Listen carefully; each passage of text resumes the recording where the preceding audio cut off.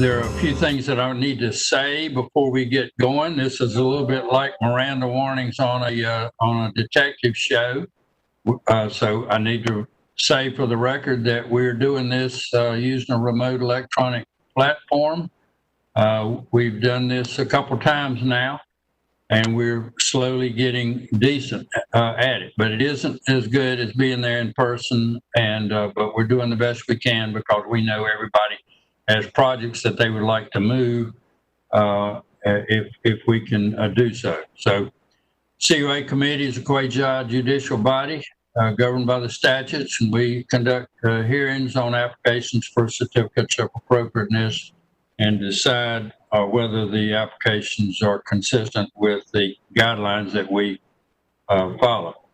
So first of all, we are doing this in accordance with Session Law 2020-3, which allows remote meetings like this and quasi-judicial hearings during declarations of emergency. Everybody on the agenda was told that we'd be using this platform. Everyone on this agenda has consented to doing it this way. And we will double check that as we bring each file forward to be heard. Of course, notice of this has been provided to the public and the applicants in lots of ways. We posted it on the property.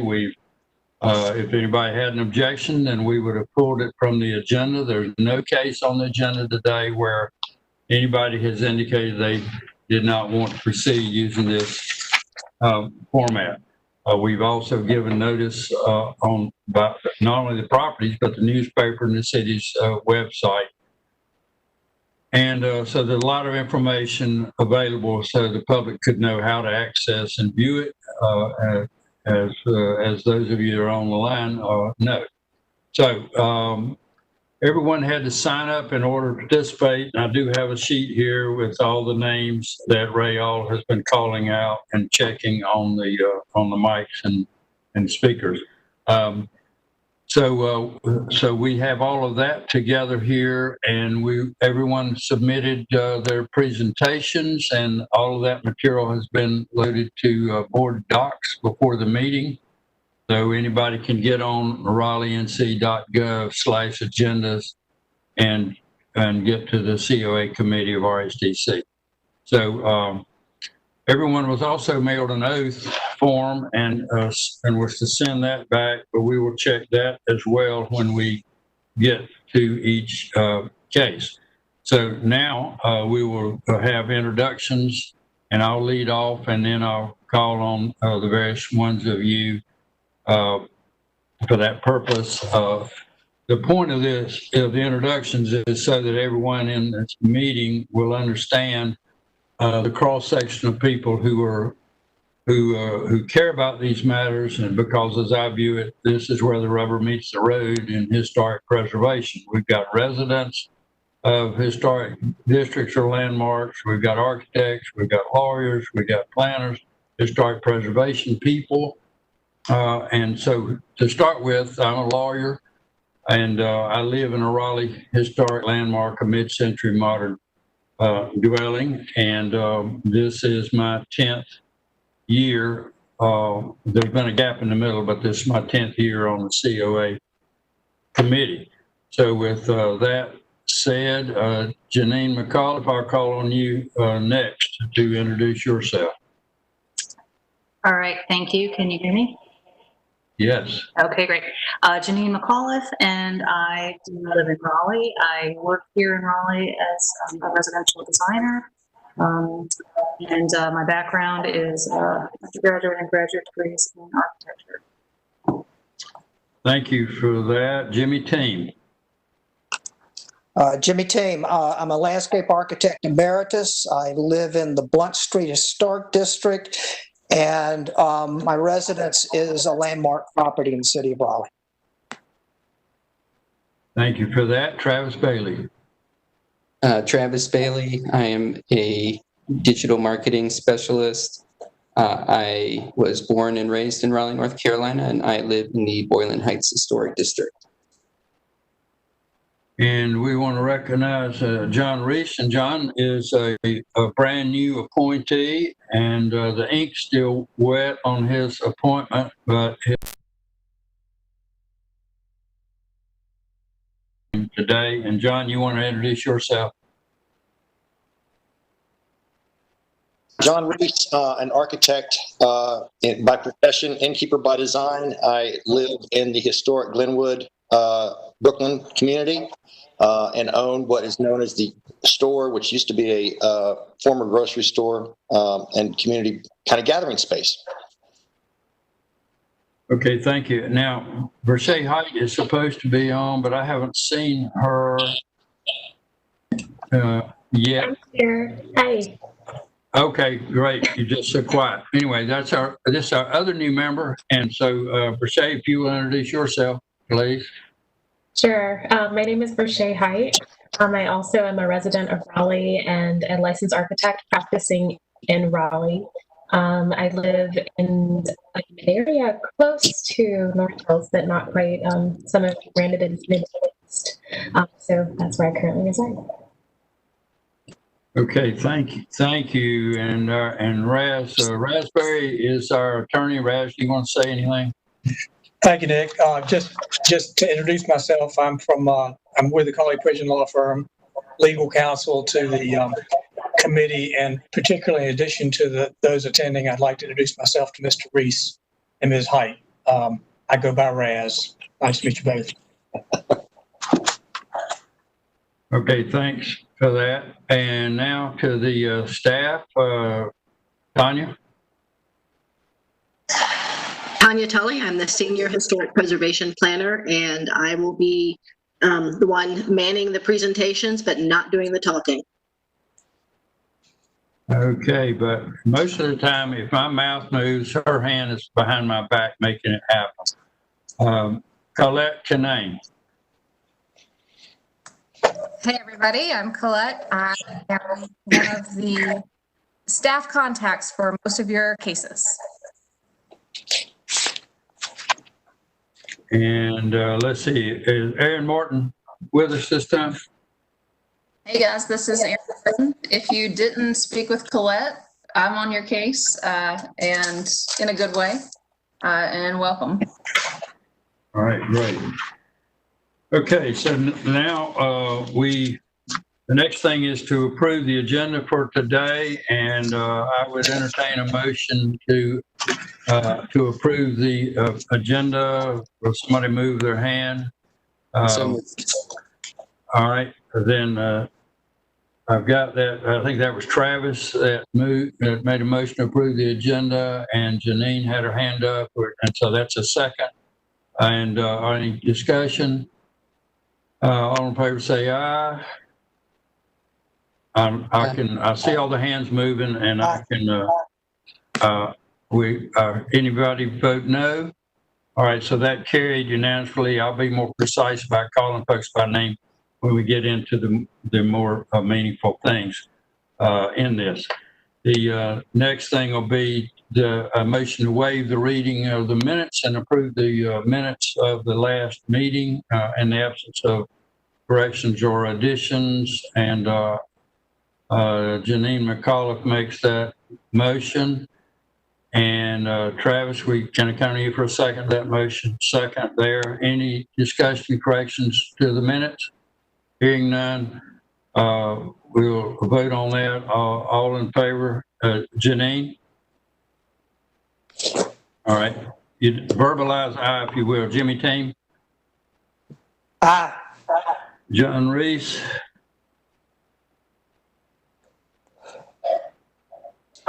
Aye. All right. Versailles Height? Aye. And let's see, who did I leave out? Travis Bailey. Aye. Yeah. All right, so that motion carries. And so now we're ready to move to the evidentiary hearings. Mr. Chairman. Yes. I need to let you know something. The WebEx that I'm looking at, I have lost all the videos for the speakers. My audio works fine, so I'm going to manage with that. But just to let you know that I cannot see any of the people who are speaking on the. Okay, well, I will try to be sure everybody knows who's talking, and we'll move forward. And maybe I should have said it more clearly at the outset, but we'll ask for everyone's patience as we sort of stumble through the technological issues of this process. So we're now ready for evidentiary hearings, and that means that what we'll be doing here is receiving evidence about each of these applications, and the evidence is supposed to put us in a position to decide that the proposed changes are not incongruous for the special character of the historic district or the particular property if it's a historic landmark. We're going to do this by comparing the proposals to the guidelines referenced in the city ordinance. Each application will be heard the same way. Everything will be done impartially. We have the staff reports and we have the other evidence, and we have had opportunity to look at each of the properties before today. And if any one of us has had ex parte communications that would keep us from providing a fair hearing and providing the appropriate objectivity, then each of us would ask to be excused from the hearing on that application.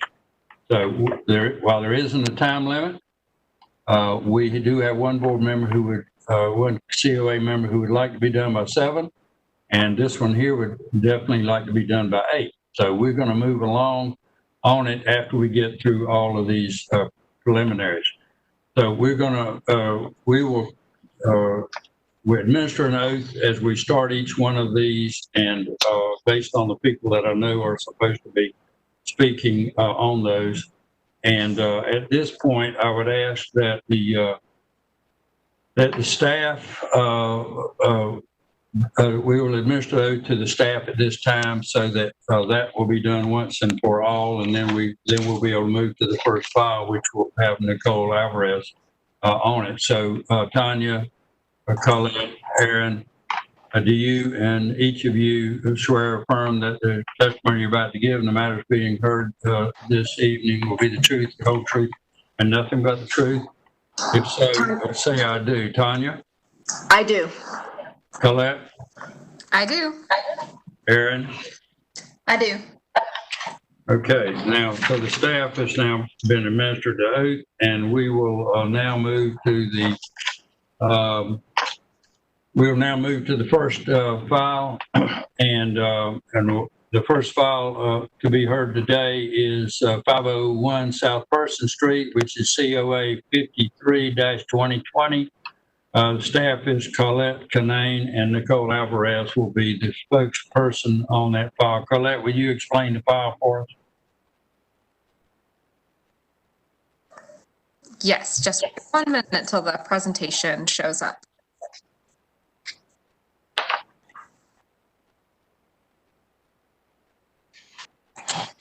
Sorry, give me just a moment. It has hidden itself from me.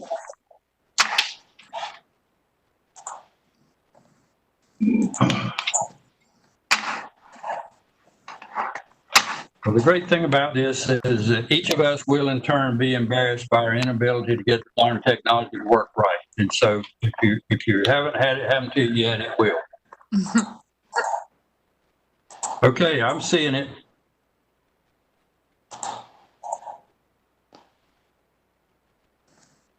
All right, so as Nick just mentioned, this is case COA 53-2020 for 501 South Person Street. It is a Raleigh historic landmark, the Gethsemane Seventh-day Adventist Church, and also located in the Prince Hall Historic District. The request is to install a 42-inch fence and a 6-foot fence. Next slide. This is a view of the property from South Person Street. And you can see here the proposed fence location is drawn on the photo. Next slide. This is moving around the building to the north. So this is from the sidewalk intersection. Next. And this is a view from Cabarrus Street. Next slide. And this is a view on the other side of the building to the south of the parcel, looking at the adjacent house and the proposed fence location. Next slide. And this is from that ramp that you saw in the previous photo, looking back towards the property to the north. Next slide. And staff's recommendation is to approve with conditions. And before we hear from Nicole, can you back up, Colette, and just show me with one of those pictures where is the 6-foot section to be located? I want to be sure I'm not confused about that. Sure. So in this photo here, the 6-foot section would start, the applicant proposes at where you see the column on the front porch going towards the fence you can see in the rear. And at that front column, it would transition to a 42-inch fence towards the street. Okay. All right. Thank you for that. Now, Nicole Alvarez, we'd love to hear from you. We'd love to see you, but we'll have to make do with hearing from you. Hi there. Yeah, I just wanted to be available to answer really any questions that you might have, and just to explain a little bit more, because I know that there were some staff comments about it, about where that transition does happen from the 6-foot fence to the 42-inch fence. We were recommending that it come to that front of the porch. It's definitely within the side of the on the church lot. It's in our side lot, so therefore it's behind the front of that building, that facade. To that neighbor to the south, which is number 507, it would then be really kind of in line with where they would have a rail if they had a rail there at the front porch. And the porch being elevated with the large ramp, we thought that it would be nice for them to have privacy, but also the client really wants to be able to have that fence to that point. We were also pointing out that the property just to the south of that at 509 has a 6-foot vinyl fence that actually comes even in front of the porch, closer to the street.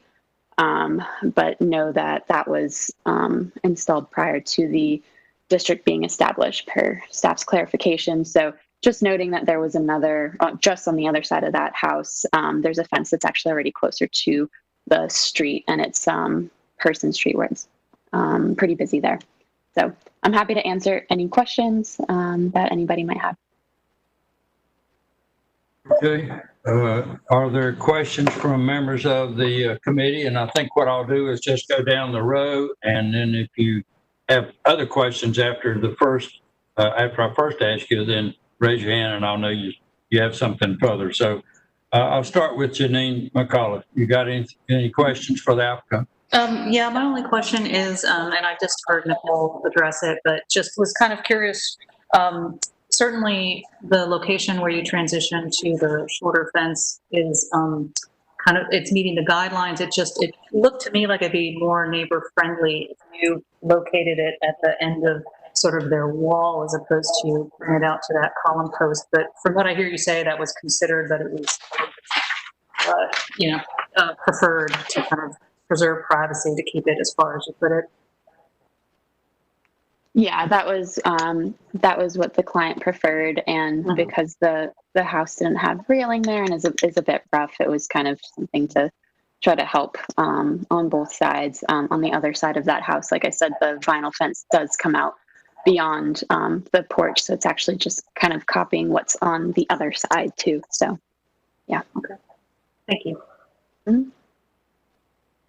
So, Nicole, let me ask you this. You indicated that you thought it had some value to the persons who might sit on the front porch of the neighboring house. Can you tell me what is the elevation of the porch on the neighboring house? It's roughly around 34, 36 inches. I'd have to go out there and measure it, but it's around there. Okay. Thank you for that. Jimmy, team, do you have questions? I do. I think I'm now confused with regard to this fence section, because I had noted, based on being on site, about the extension of the 6-foot fence beyond the wall of the house to the south. And then based on the comments that I'm hearing, I'm curious if I'm missing something, because the first staff comment says that the 6-foot tall fence not extend beyond the front wall of the house to the south, which is typically what we would approve. So I'm sort of confused that I'm missing something, or maybe I'm looking at the wrong house, wrong project. But I would support staff's comment, and that's it. Okay. Well, I think to respond, Mr. Team, my sense of it is that the issue in the case is whether the 6-foot fence should stop at a point even with the front wall of the neighboring house, or extend out to the point of the front edge of the porch, or closer to the street. And so this is really about an 8-foot or so piece of fence, and whether it should be taller or shorter by that porch. Now, if that's not right, we'll get that corrected, and I'll be the one to stand corrected. Yeah, no, I agree with you. I'm just wondering if people are connecting the first condition under the staff comments with this. That's all I want to make sure of. I think it's an important point. If people are intending to allow that fence to extend out, just know that staff comments would need to address that as being modified. That's all. Okay, thank you. Questions from Travis Bailey? None at this time. John Reese, you got any question? I do not. Thank you. All right, Vershay Height. I do have one question. I know that the perspective of the owner has been presented with regard to the termination point of that part of the fence, but I'm curious about if there was any conversation with the homeowner on the porch side as far as that termination point, you're addressing that. No, there hasn't been a question to them directly. Okay, thanks. Okay. All right. All right. Now, if any of the rest of you have further questions for the applicant or staff, if you'll raise your hand so I can see it, then we will get that. I'm not really seeing everyone's face at the same time, the way this camera's working for me. I'm not sure why. Is there any, Nicole Alvarez, is there anything else you want to say or point out to us before we close the public hearing? No, I don't have anything else to add. Thanks. All right, Janine has her hand up. Yeah, I did have a question. So Nicole mentioned on the other side, she was matching how far that taller fence was coming towards the street. And I'm wondering if that was something that on that side of the house, I need to be reminded where that sits in relationship to the front of the house. So that is also coming in front of that front plane, correct? And if so, was that something that was had a COA approval? I think it predated the district. Okay. Yeah, it But that doesn't predated mean- and it comes beyond the porch, so it's closer to the street than what we're proposing. Okay, thank you. Okay.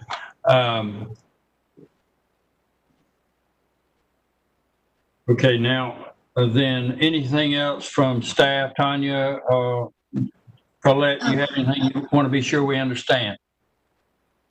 Yes, please, Colette. Hey, everybody, this is Colette.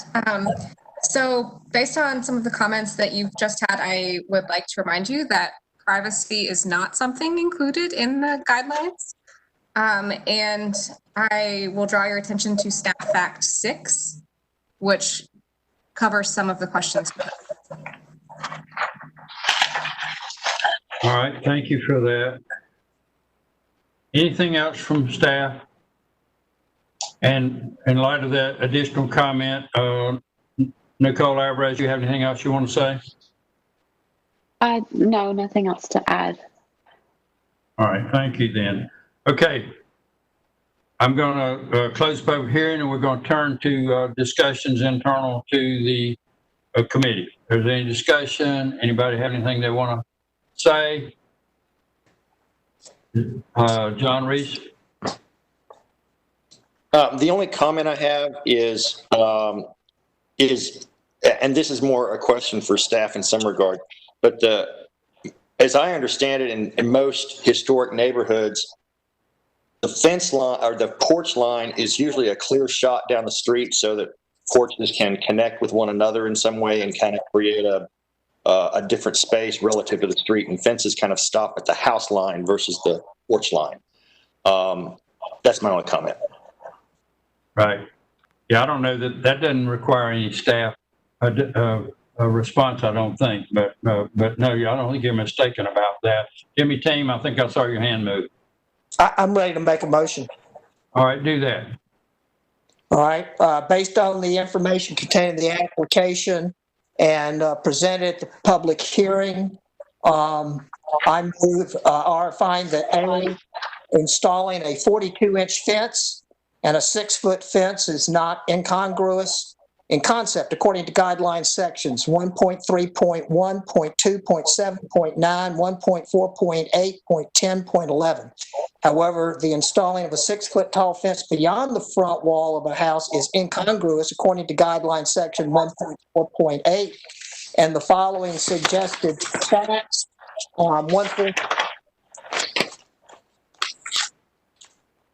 Went through 9, I think it was, right? Okay, All right. Is there a second? There's a second from Janine McAuliffe. There's a motion and a second. Any discussion? All right, I'll call the roll on that motion. Janine McAuliffe. Aye. Jimmy Team. Aye. Travis Bailey. Aye. John Reese. Aye. Rashay Height. Aye. And I vote aye, and the motion carries. Do you have a follow-up motion, Mr. Team? I move that a certificate of appropriateness be approved with the 2 conditions noted, 1 and 2 in the staff report. All right, thank you for that.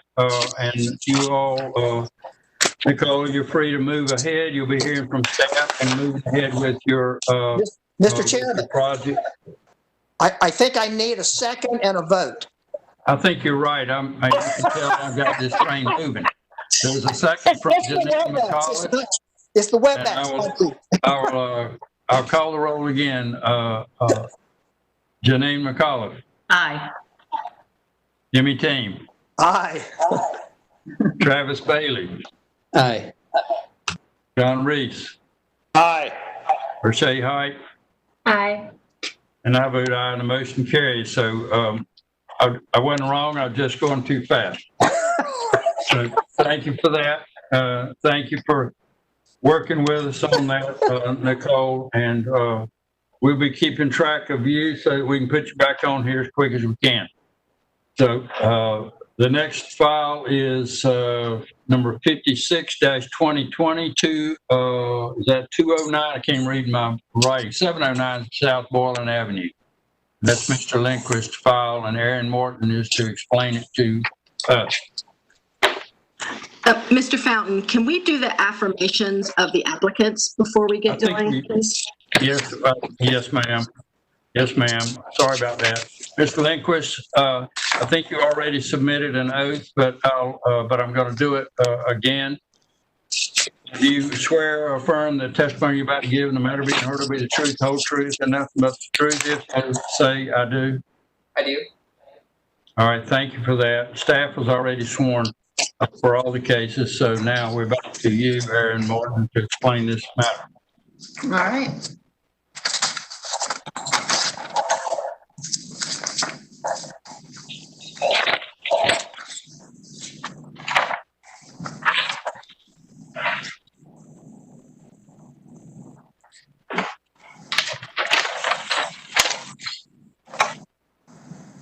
Tanya, can you, oh wait, that is full screen.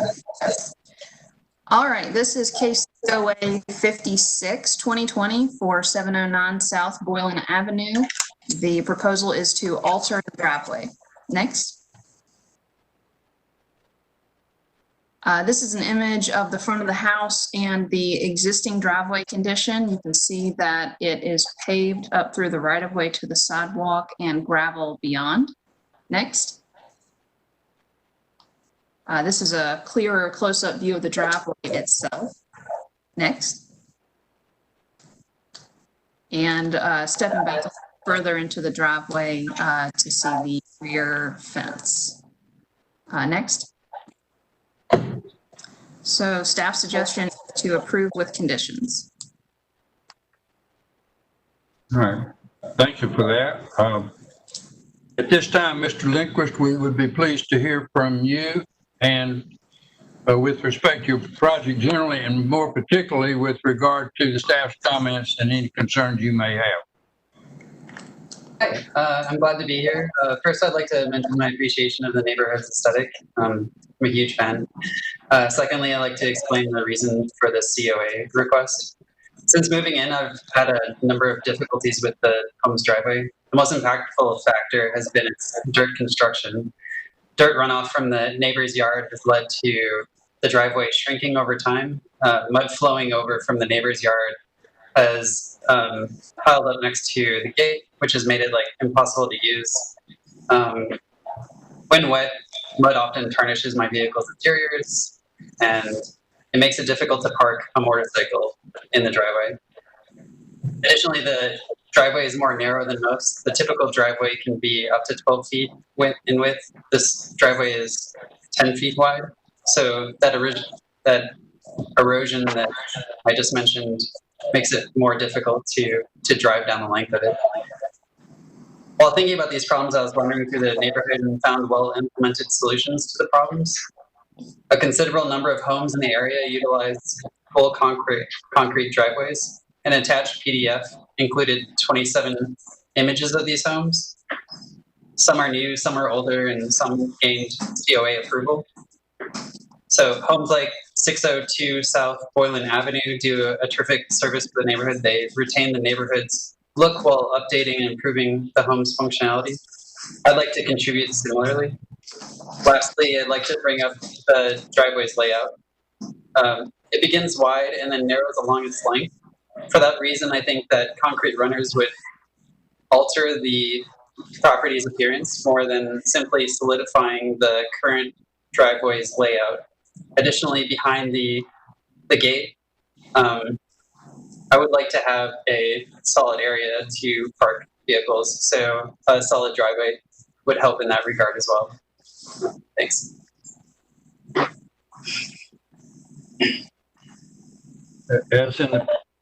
As in the previous matter, I will go down the list to check for questions of the applicant, and then we'll see if staff has any follow-up comments as well. Any questions for the applicant from Janine McCullough? I guess maybe the only question I had was just making sure that he spoke to the staff evidence that from what I can see of that list of driveways that were fully concrete, there potentially is really just one that was approved with a COA, and I didn't hear him say that. I believe that 602 South Boylan. Yeah, so that's on the Boylan Road, and it was approved. And there are other construction projects that are newer that also have solid driveways. And like I was mentioning earlier, with the 27 properties that I found that had solid driveways, it seemed to be a common feature amongst homes in the area. All right. Anything else, Ms. McAuliffe? No, thank you. Jimmy Team. Yeah, actually, I've got questions. Some of these may go to staff, but Ms. Lindquist, one of the things that was confusing me was that you have different images for the driveway and they do not match. And I am trying to understand, because normally we would look for a plan view that would accurately describe the layout of the driveway. And I can, based on what I've seen on site, because I noticed among other things, there was already form boards up for the concrete that went all the way to the back, but I can't find anything in the drawings that actually shows a plan view with some dimensions that indicates how that driveway works. So I created a mock-up, a visual mock-up in which I painted it out, and the final driveway would remain consistent with the current driveway's dimensions. And it's a fairly organic driveway. I put some effort towards mocking it up, but there might be a better way to do it. It was just fairly difficult, I guess. Thank you. Mr. Chairman, I have some comments for staff, but if you want to go through the comments to the applicant first, I'll come back to that if you want. That'll be fine. Thank you for that. Anything for the applicant, Travis Bailey? No, my questions will be for staff. John Reese? I do have a question because, and I appreciate Jimmy T's question because I too was looking at this and it looked like the drawing, even though I get what you're trying to do on the site plan or the overall photograph thing, and that seems to be more accurate than the drawing that's below it. But my question is there a purpose for why it narrows down like it does? I mean, I'm a little confused about that. I think it was just due to the way that the lot was formed. I think that the house was positioned in such a way that there was only so much area to be given to a driveway. So I think it is just a matter of convenience. And according to staff comments, the wheel tracks or in the preference that they came to, you're only keeping that wide because that's where the apron is at the street, correct? And then you're narrowing it down because this is not a double driveway or a two-car entrance thing. This is one car total.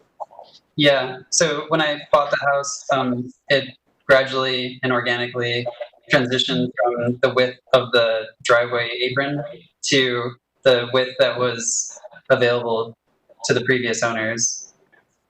So you can see it narrowing. Over. Gotcha. Is there any reason to understand what the impervious surface is, especially when you go all the way to the back of the house? I'm sorry, what was that? The amount of impervious surface, meaning the amount of driveway that you've got relative to the amount of pervious water ability, so it can drain and drain down versus drain off. Sorry, I didn't do any additional research on that regard, if that isn't necessary. Okay, that's all I have. Say hi. Any questions? No questions.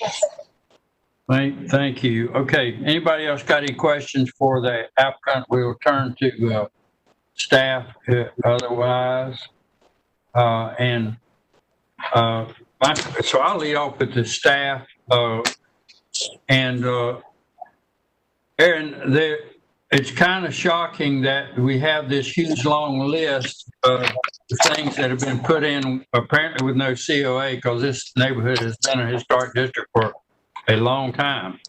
And so it worries me what it says about our information and our enforcement. And so I'd be interested in your comments, even though many of these predate your presence on staff, Aaron, I know, but I'd be interested in your comment. I would agree with you that particularly when we have new applicants that would like to do something like a solid concrete driveway, being able to walk down the street and see concrete driveways on contributing structures and point to that as evidence for why they should be able to do the same, to be told, well, they didn't ask, is it's not great PR. It's my understanding that we'll be attempting to have further discussions as a commission to attempt to handle what we do when we locate violations, but I don't have any further suggestions on that currently.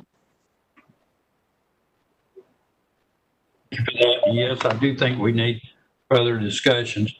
I'll go back down the roll again. Janine, you got questions for staff?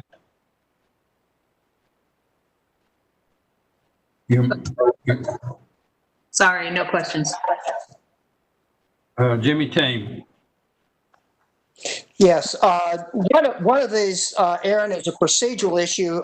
As I brought up with the applicant, my concern is that the drawings are inconsistent in terms of the way they're illustrated driveway layout. And so from a staff point of view, normally we would have a plan view, a dimension plan view that would show the relationship of the new driveway to the house and the property line, which we don't have in these documents. So from the staff's point of view, particularly with regard to being able to follow this up later on to ensure that what we approve gets built, how best do you think we should deal with this? So it was my expectation that the concerns around dimensions of what gets built would be addressed on page 8 of the application, where there is a dimension of it's a detailed drawing of the driveway itself, where you can see that the proposed driveway extends beyond the gate 18 feet. Yes, I'm sorry, go ahead. There is no dimension to how far that's offset from the house. It doesn't fully address potentially the curvature of the existing lot, or excuse me, the existing driveway. But we do have written confirmation from the applicant that they will not be extending the footprint of the existing driveway, either by widening or reshaping. And that includes any landscaping on the edges of the existing driveway.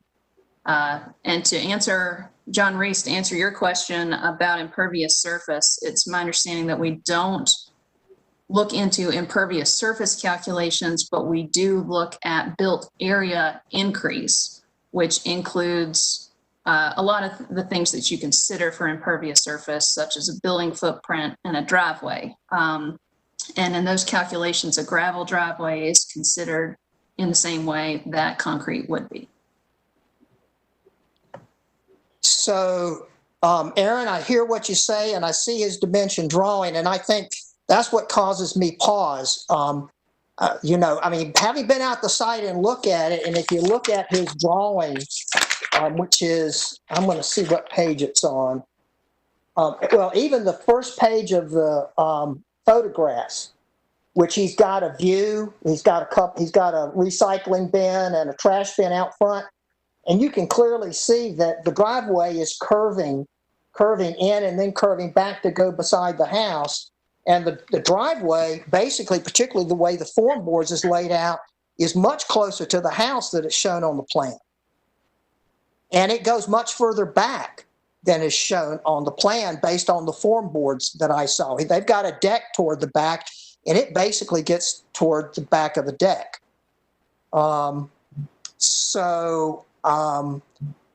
Again, my concern is that we don't normally get two different, essentially what I see, two different design options being presented in the same proposal. So I have concerns about how we resolve that. And and then I've got another question, and that question is, although your comment and your staff your suggestions for the application under conditions, you know that the proposed driveway would not be solid concrete and we would use those strips. But isn't it not typical for us that once we get beyond the front of the house that we could put in a solid driveway and call that a parking area? So in reference to your second question, I will need to defer to Tanya. I'm unsure, except that driveways off of Boylan Avenue typically are not solid. Tanya, can you offer any additional insight into that based off past cases? You have, in some cases, the ones that are coming to mind, of course, are in Oakwood, not Boylan Heights, and that is merely a function of my memory, not of actuality. But there are certainly cases where you have allowed for there to be a solid area once it gets past, not immediately at the front wall of the house, but certainly, past the wall of the house, you have found that it meets the guideline, that it's in character with the district if it becomes solid at that point. All right, thank you. And Mr. Tima, depending on what we do here, I would think that your desire for specificity and detail can be dealt with in the wording of the condition regarding the revised design Yes. at the end. I agree. Okay. All right, thank you for that. Travis Bailey, do you have any questions for staff? I do. I have a couple, actually. So when I was looking this over, I did look up the COA for 602 South Boylan to see what the precedent was for us granting a COA for a solid driveway. And I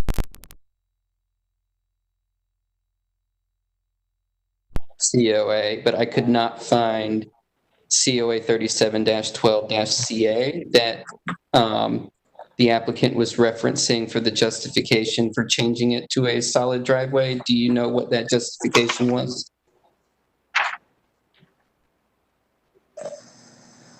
So that is a larger, major work with lots of different items in it. I can't remember at this point what the details of the driveway was within that application, but I can reference it if we have additional questions. Okay, because my only concern was just if this is precedent setting, because the entire list so far, it looks like there were no COAs granted except for that one house. Since most of the driveways are concrete strips, I don't really, it's difficult to support a solid driveway, in my opinion, based on the fact that the ones there were either before the designation was in place or they were done without a COA. So if there's no other details on that, then that ends my questions. I will additional comment as staff that the intent of the column in the staff evidence for labeled driveway on side/corner lot is meant to show where there are solid concrete driveways for contributing structures, that those driveways do not front on Boylan Avenue, but are actually accessing the house from a side street.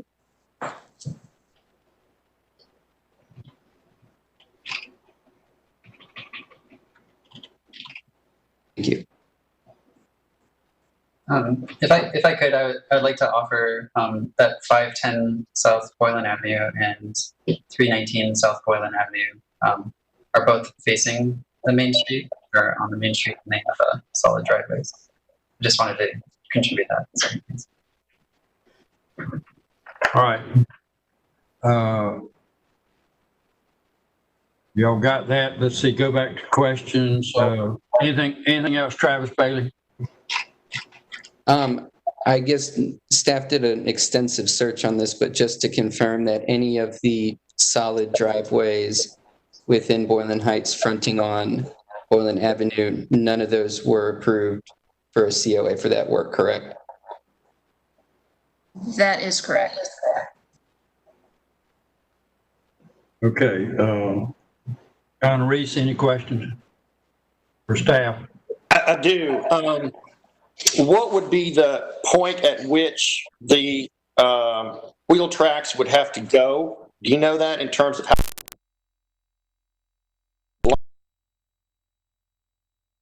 further back than that, and before it could become a parking area per se, or something, that becomes solid? Tanya Tully here. If you're asking that of staff, that would be dependent on the street itself. I unfortunately do not have the application in front of me. I cannot remember if this is a straight section of Boylan or if this is at the curve. I think it's actually at a straight section. This is the And curve. so It's at it the is at curve. the curve.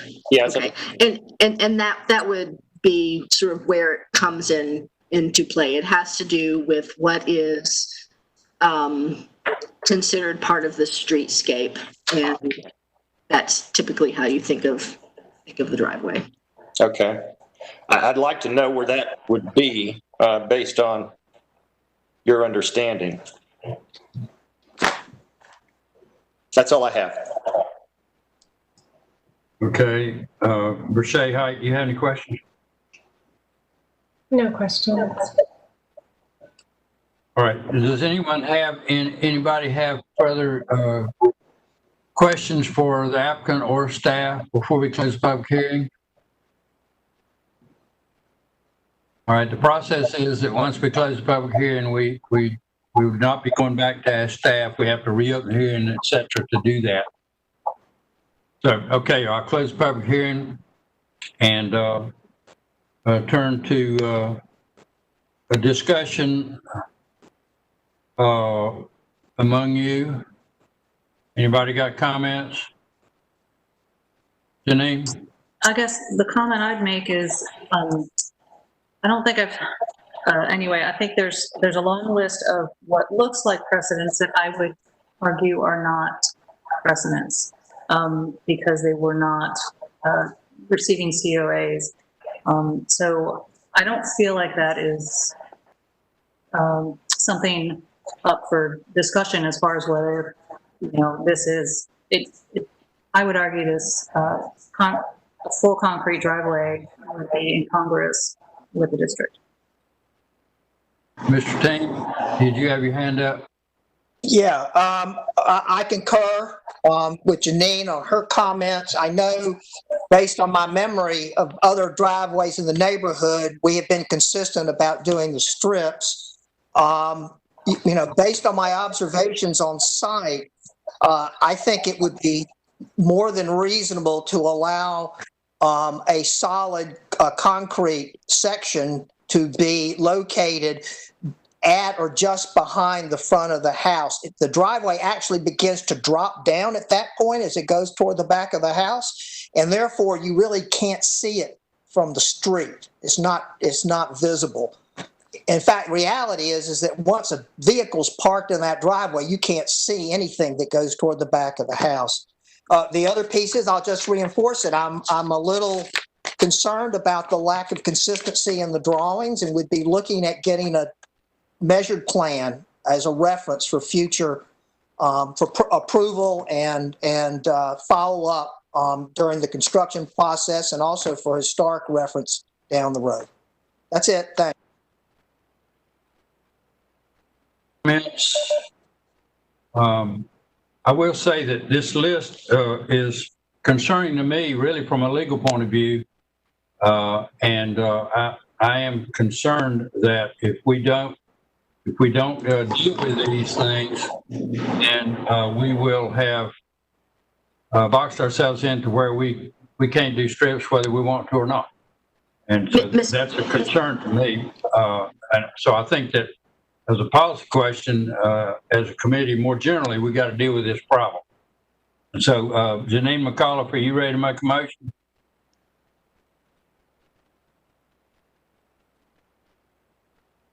Thank you. Yes, I am. All right. I move that based upon the evidence that's been presented in the application and during the evidentiary hearing, that the committee finds that altering the driveway is not incongruous in concept according to guidelines section 1.3.1, 2, 4, 1.5.6, 1.5.8. However, installation of a solid concrete driveway is a full solid concrete driveway is incongruous according to guidelines 1.5.5 and the following suggested facts 1 through 8. Is there a second to that motion? John Reese makes a second. Any discussion? Friendly amendment, Mr. Chairman. Could we, reading over the facts, could we add a fact that the driveways provided facing South Boylan Avenue did not receive a COA for the driveway that they had? Just to reinforce that is not a precedent. All right, that would be the fact number 9. All right. All right, everybody understand that? So that amendment was from Travis Bailey. Any other discussion? I'll call the roll. Janine McAuliffe. Aye. Jimmy Team. Aye. Travis Bailey. Aye. John Reese. Aye. Rashay Height. Aye. And I vote aye. And the motion carries unanimously. Do you have a follow-up motion, Ms. McAuliffe? I do. I move that a certificate of appropriateness be approved for this project with the following conditions. I think we need to amend, I'd like to amend that number 1, that the proposed driveway not be fully solid concrete, could become concrete past the face of the house. So it's with that, I guess, amended condition 1 and 2 and 3. And I guess also requesting that the applicant resubmit or submit a fully dimensioned plot plan with the proposed work shown clearly on it.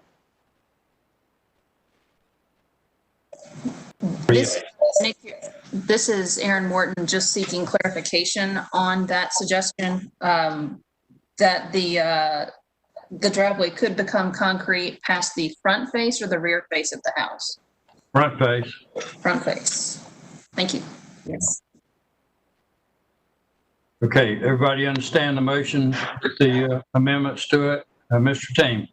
I just want to note that staff comments, the suggested staff conditions, which was been included, number 3, actually says a revised design. And so I would offer that Janine's comment with regard to the dimensions just be added into that 3A. That's what I understood we were trying to do. Trying to give some specifics to what we wanted in that revised design. Okay, And so with that's that the, revised design, my question is, does that something that staff will approve? I think it can be based on our discussion unless you want it to come back. I think that would be appropriate for staff to approve it with those conditions. Okay, so that's the motion. Was there a second to that motion? Travis Bailey seconds the motion. Any discussion? But I'll call the roll. Janine McAuliffe. Aye. Jimmy Team. Aye. Travis Bailey. Aye. John Reese. Aye. Rashay Height. Aye. And I vote aye, and that motion carries. And Mr. Lindquist will be dealing with staff from here forward on the details of that driveway, and we wish you well with it. And thank you for bringing to our attention the issue of the other driveways around. The next matter is 107 Northeast Street, Ashley Morris and others. And I'll ask let's see, I don't think I had anybody sworn in on that one. So Ashley and anybody else who was going to speak, Mr. Collins, Mr. Collins, but you swear or affirm that the testimony you're about to give, no matter being heard, will be the truth, whole truth, and nothing but the truth. Please answer aye. Ashley Morris. I do. Clayton Collins. I do. Sally Collins. I do. Thank you for that. Now, Colleen Canane, will you explain this proposal?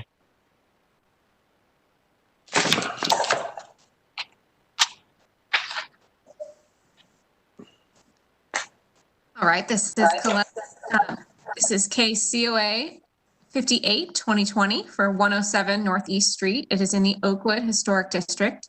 The project is to construct an addition, alter windows, remove a deck, and construct a new deck. Next slide. This is a view of the front of the house from Northeast Street. And I'm going to have a series of photos here due to this tree that's blocking our view. So if you go to the next slide. This is the other half of the front of the house from Northeast. And this is a view looking down the side. Yeah, you can continue. At the end of the driveway, looking towards the shed. Next slide. So this is beyond, that you can see the shed just to the right of the photo. This is looking back at the house of the rear facade. Next slide. So this is standing back towards where that deck was, looking at the rear property line. Next slide.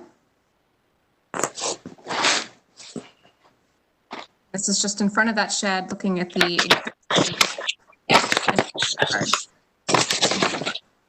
staff's recommendation is to approve with conditions.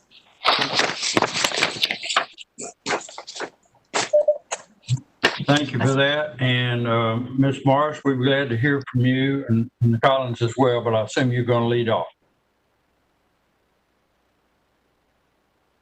Yes, we're good with the staff comments and the conditions, and happy to answer any questions that the committee has. All right, thank you. Anybody on the committee have questions of the applicants? Janine McAuliffe.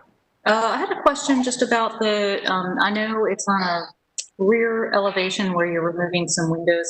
I was just curious if that seemed to be a sleeping porch, or it seemed to suggest that with the configuration of the windows. I was just curious. It was a double porch is what it's hard to kind of suss out, but Matthew Brown had done some historic research on, all the houses in Oakwood. And from what he had found, it was a double porch. So if you look at the existing plan where the butler's pantry and the powder room are below, I believe that was a porch. And then the piece above that was another porch on top. Okay. Thank you for that. Let's see, Mr. Ting. Ashley, with regard to the tree protection plan, yes, I need you to do, or I'm going to ask you to do one revision, and that has to do you have it in front of you by any chance?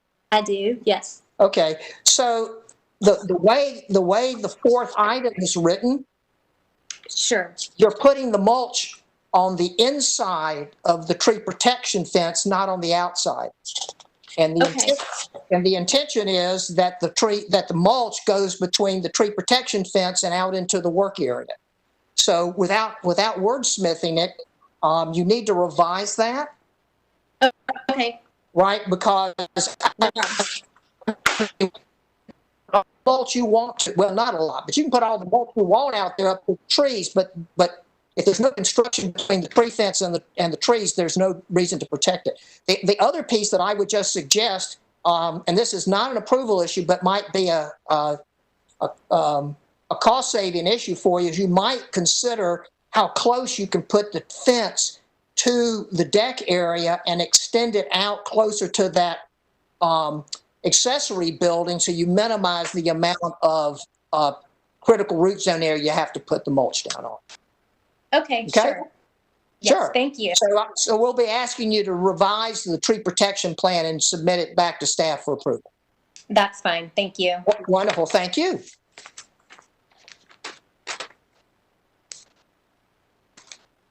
Anybody on the committee?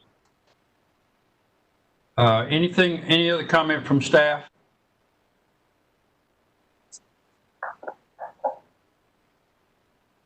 Colette, anything for our closed public hearing? I have nothing further. All right, thank you. Then I'm going to close the public hearing and turn to discussion internally. Travis Bailey, you want to make a motion? I will. Just before I do, though, Jimmy, do you want to modify fact 17 in regards to the tree protection plan, or do that during the motion for the placard? Give me a second just to read it.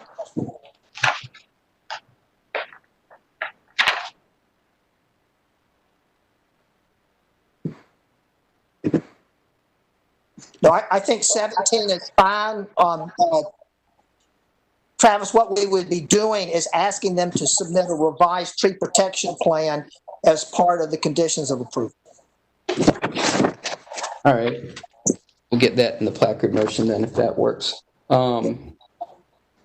Then I move, based upon the evidence that has been presented in the application and during the evidentiary hearing, the committee finds that in constructing an addition and deck, removing a deck, and altering windows are not incongruous in concept according to guidelines 1.3.1, 0.2.6.7, 0.8, 2.6.8, 2.7.1, 0.9, 0.11, 3.1.1, 0.2, 0.4, 0.5, 0.6, 0.7, 0.8, 3.2.1, 0.2, 0.4, 0.5, 0.6, 0.7, 0.8, 0.9, 0.10, 0.11, 0.12, and the following suggested facts through 19.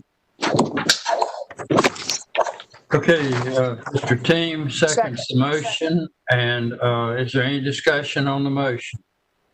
All right, I'll call the roll on the motion then. Janine McAuliffe? Aye. Jimmy Team? Aye. Travis Bailey? Aye. Did we get a second? Yes, Jimmy Team did that. John Reese? Aye. And Rashay Height? Aye. And I vote aye, and that motion carries. Now, do you have the follow-up motion, what you called a placard motion, Mr. Bailey? I do, Mr. Chairman. I move that a certificate of appropriateness be approved, subject to conditions. 1, a tree protection plan, a revised tree protection plan will be implemented and remain in place for the duration of the construction.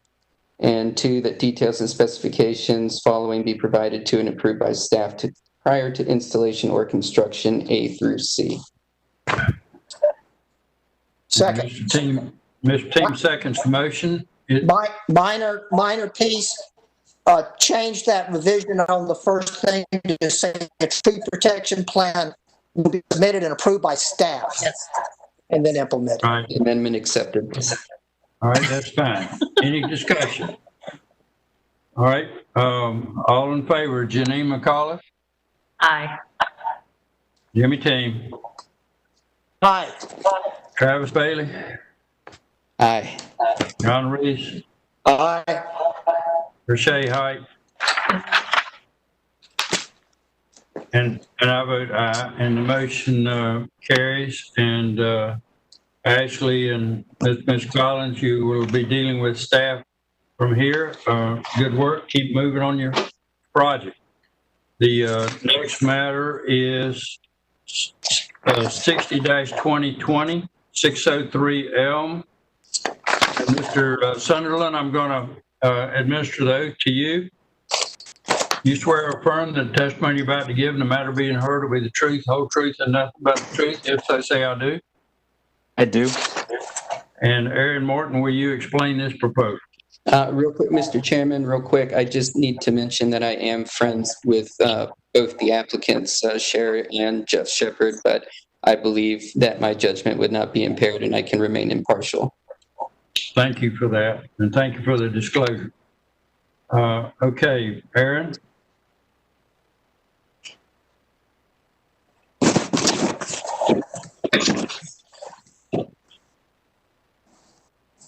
I am here just waiting on the presentation.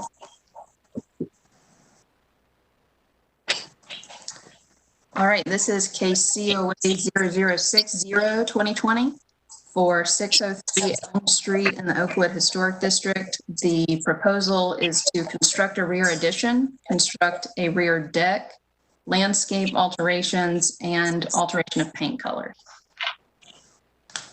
Next slide. This is a view of 603 Elm Street from Elm Street. Next. This is a view down one of the side elevations, the north side elevation, with part of the front porch still. Next slide. This is rotating 180 degrees around the house to the south elevation. And you can see the short one-story addition off the rear to the left of the photograph and the hip roof with chimney. Next. This is the rear elevation and partial north side elevation with the one-story rear addition and hip roof. This is the location where the rear addition is proposed to be constructed. Next. And this just shows what the existing conditions are in the rear yard. You can see that there is a matching accessory structure in the corner of the lot. Next. To discuss the proposed alteration of the character defining hip roof, and should the committee choose to render a decision, staff suggests that the committee approves conditions. Next. Next. And new information has been provided for this case prior to the meeting that has been made available to the public and to committee members in the form of a tree protection plan. Okay, Mr. Sunderland, we'd be glad to hear from you with regard to staff's comments and the issues raised in those comments. Mr. Chairman, I'm sorry to interrupt again. I made a mistake about my disclosure. I got the applications wrong. I do not know the applicants or the owner for this particular case. Okay, but presumably you can still be objective.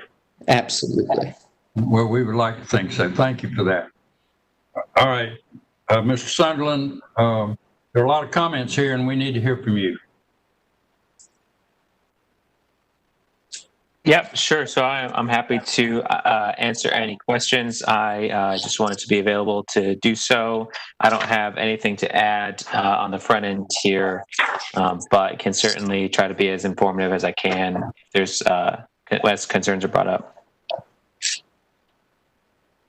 Well, then I'll ask, why is this addition not inset from the hip roof line? And why don't we maintain the integrity of that hip roof form? By and large, the intent there is because of the existing height of the space on the interior. So as you can imagine, that attic space is needing to have code compliant energy requirements added, and so that limits some of the head height that you'd achieve in that space. And so the intent there is to follow the existing form of the slopes of the existing roof, but extending out, trying to maximize the use of that space. Do you think that you're creating false history by doing it in the way that you're proposing to do it, by almost precisely copying the original?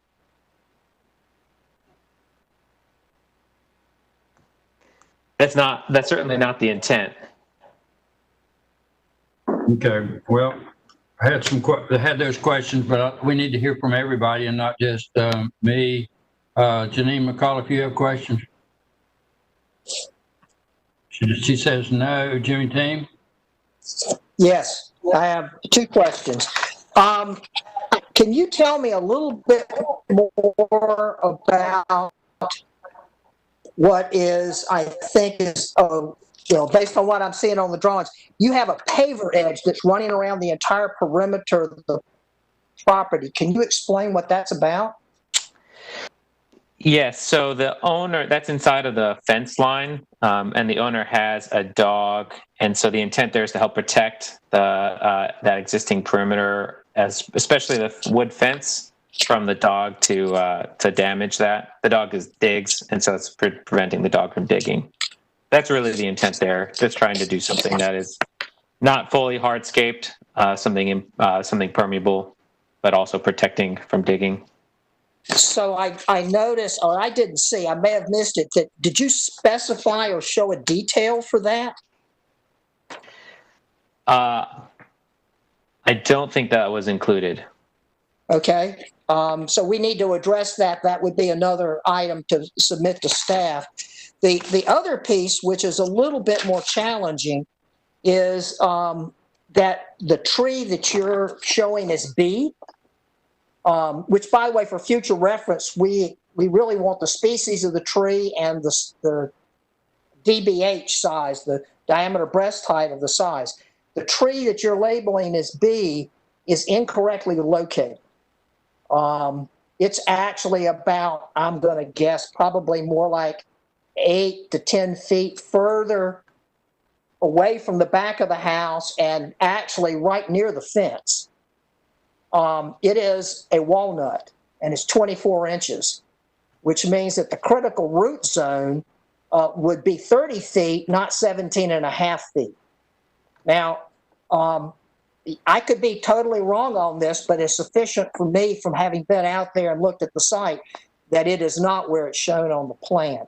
But the other issue is that where it is looks to me like it's in direct conflict with this concrete strip that you've got running around the property.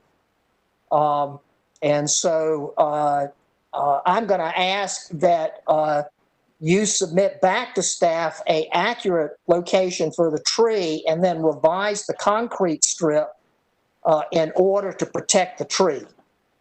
And how you and the property owner work that out is between the two of them.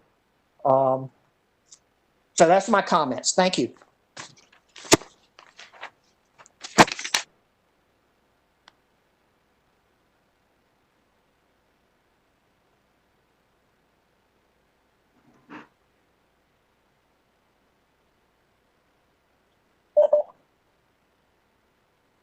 Travis, you got comments?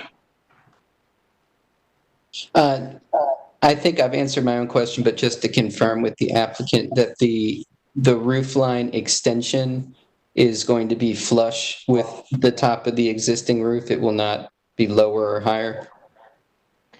That is what is shown, yes. All right. John Reese, do you have questions? No, I think I understand completely what's going on.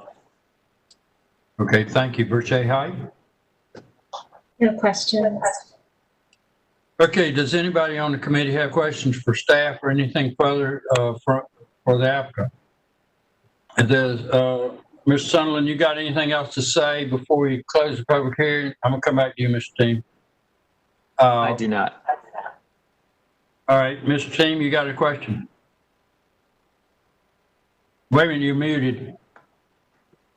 Thank you to those who made the comments about the roof. And I'm just, and I would like staff to comment on this, because I'm used to us offsetting or setting back the walls when we extend on addition, but I'm realizing that I'm not, or have not, remembering that we've discussed having to modify the roof lines. We certainly had concerns about rear additions being too tall versus too short. So, if staff could comment on that, I'd appreciate it.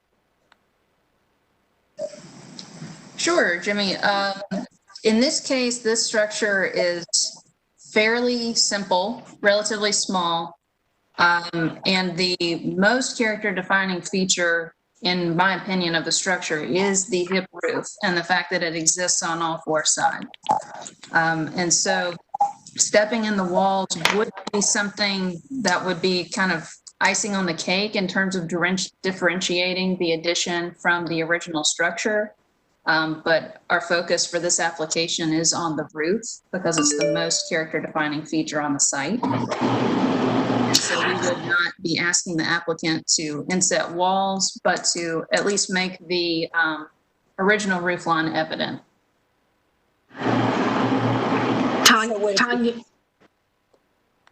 Tanya here, stepping in just to confirm what Aaron said and add that that is something, it's been a while since you've had this come up in discussion, but it is something that you have required in prior COAs in similar situations. Again, because of the simplicity and character-defining nature of the roof.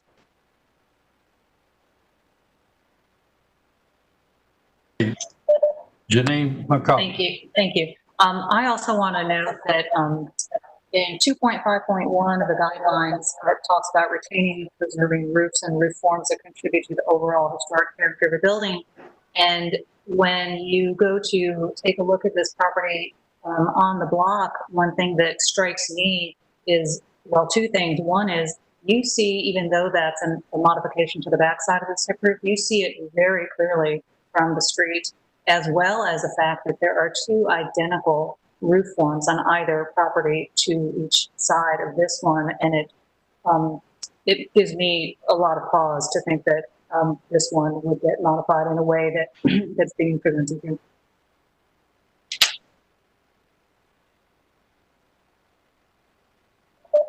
Any other question or comment from before we close the public hearing? Anything else from the applicant before we close the public hearing? I have nothing else. Anything else from staff? Okay. I'll close the public hearing then. We'll turn to discussion. Ms. McCall, if you want to try a motion. Sure, I do. I move that based upon the evidence that's been presented in the application and during the evidentiary hearing, that the committee finds that constructing a rear addition and altering the existing paint color is not incongruous in concept according to guidelines section 1.3.1, 2, 3, 6, 8, 2.4.1, 3, 2.5.8, 2.5.10, 11, 2.7.9, 3.2.2, 3.2.6, 7, 8, 9, and 11, 3.2.12. However, constructing a rear addition is incongruous in concept according to guidelines sections 2.5.1, 0.7, 3.2.10, and the following suggested facts 1 through 13. And constructing a rear deck and altering landscape is not incongruous according to guidelines 1.3.1, 1.3.2, 1.3.6, 0.8, 0.9, 0.13, 1.5.1, 0.3, 0.5, 0.6, 0.7, 3.1.1, 2, 4, 5, 6, 7. However, the construction of the deck in a tree's critical roof zone without it, well, sorry. So we have a tree protection plan that needs to be modified. So am I going to, how would I handle that? How about you just drop the last sentence, and it won't say that no plan was. Yeah. Okay. All right. So 3.1.7 and the following suggested facts 1 through 6. All right. You've heard the motion. Is there a second to the motion, Mr. Team? Actually, I have a question. I let someone else second the motion. All right, Mr. Bailey, you second the motion for purposes of discussion. Okay. Yes. Travis Bailey seconds the motion. Now for discussion, Mr. Team. So Janine, I'm just curious, where are you, because you included 6 in the conditions under A? Yes. Oh, under A. Are you heading toward approving or not approving the roof form as submitted? I'm headed towards not approving this roof form as submitted. Okay, thank you. I just wanted to clarify. Tanya, Clear? Yeah. Mr. Fountain, may I make a comment? Yes, ma'am. Now that you've said that, Janine, my suggestion is that instead of saying the entire addition is incongruous, that you might want to change that to say that now I can't think of the right word, but something about removing the evident character defining roof or something to that effect, is what actually you're saying is, would be incongruous. Okay. Yeah, okay, so how about we do it this way, Janine? If we go back to A, the lead-in paragraph, and say, Yes. however, constructing a rear addition and alteration of the character defining roof is in Congress. And go with it that way. Does that work? Uh-huh. Yes. All right. All right. Shall I do A again? No, that's all right. I think they heard what I said. Okay, thank you. Everybody understand the that friendly amendment? Any discussion? All right, I'll call the roll on the motion then. Janine McCullough, Aye. Mr. Team? Yeah, I would like to add in, since we don't have any documentation, my comment with regard to the fact that the location of tree B on the plan appears to be not in the correct location and has been identified as a 24-inch DBH walnut. Can we put that in the next motion in item 2? Will that do it better? I agree with you that walnut needs to be protected. That's a fact. Since Okay. we're in facts and not conditions, that's not a condition, that's a fact. Okay, right. Staff here, Tanya Tully also suggesting you should also say that a tree protection plan was submitted at all. At the time that these were written, there was not one at all. Correct. Okay. So we'll add that we did receive a tree protection plan, although there is a 24-inch DBH walnut that is tree B that is not shown in the correct location. Okay. And to add to that, does not have the correctly dimensioned critical root CRZ. zone. Okay. Yeah. And the CRZ needs to be coordinated correctly. Yeah. Okay, so I think I'm going to go back and call for a vote again. We messed with it enough times. I'd like to be sure everybody's together on this. So Janine McCullough, Aye. Jimmy Tame, Aye. Travis Bailey, Aye. John Reese, Aye. Rashay Height, Aye. and I vote aye as well. Ms. McCullough, you got a follow-up motion? Yes. I move that a certificate of appropriateness be approved with the following conditions. One, the walnut tree, exhibit B, well, tree B be shown in the correct location with the correctly coordinated CRZ. And also to number 4, that we details and specifications for the pavers shown in the backyard. And I suspect within that we need to adjust the tree protection plan. Will need to show that we when that walnut tree is located correctly, we've coordinated that those pavers accordingly. Okay, has everybody got that language? Is there a second to that motion? Travis Bailey seconds the motion. Any further discussion? Mr. Team, you understand the motion? Yeah, I'm just going to say, I think it's going to be simpler for the number 3 if we just change B to say a revised tree protection plan, including location of the 24-inch walnut, and with the rest of the information be left on there for staff approval. Okay. All right, that Ms. McCullough is fine with that modification to the motion. Any further discussion? Call for a vote. Janine McCullough, Aye. Jimmy Team, Aye. Travis Bailey, Aye. Rashay Height, Aye. John Reese, Aye. and I vote aye. And so the motion carries. And Mr. Sunderland, you got a little bit of work to do because we want to preserve that roof form but you'll be able to sort that out with staff, and we thank you for coming. The next matter is 308 South Boylan, file number 81-2020. And Ms. Jackson, Ms. Shepherd, I'm going to administer the oath. Do you and each of you swear or affirm that testimony you're about to give in the matter being heard of in the truth, the whole truth, and nothing but the truth? If so, say I do. Laurie Jackson? I do. Sarah Shepherd?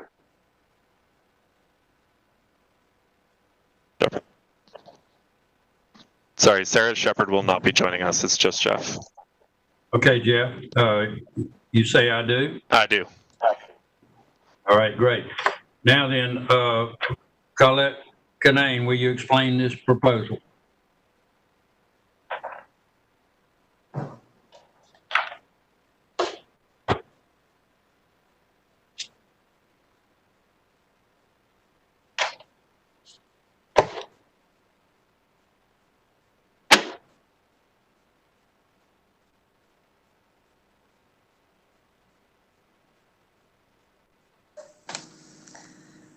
All right. Hey, this is COA 0081-2020 for 308 South Boylan.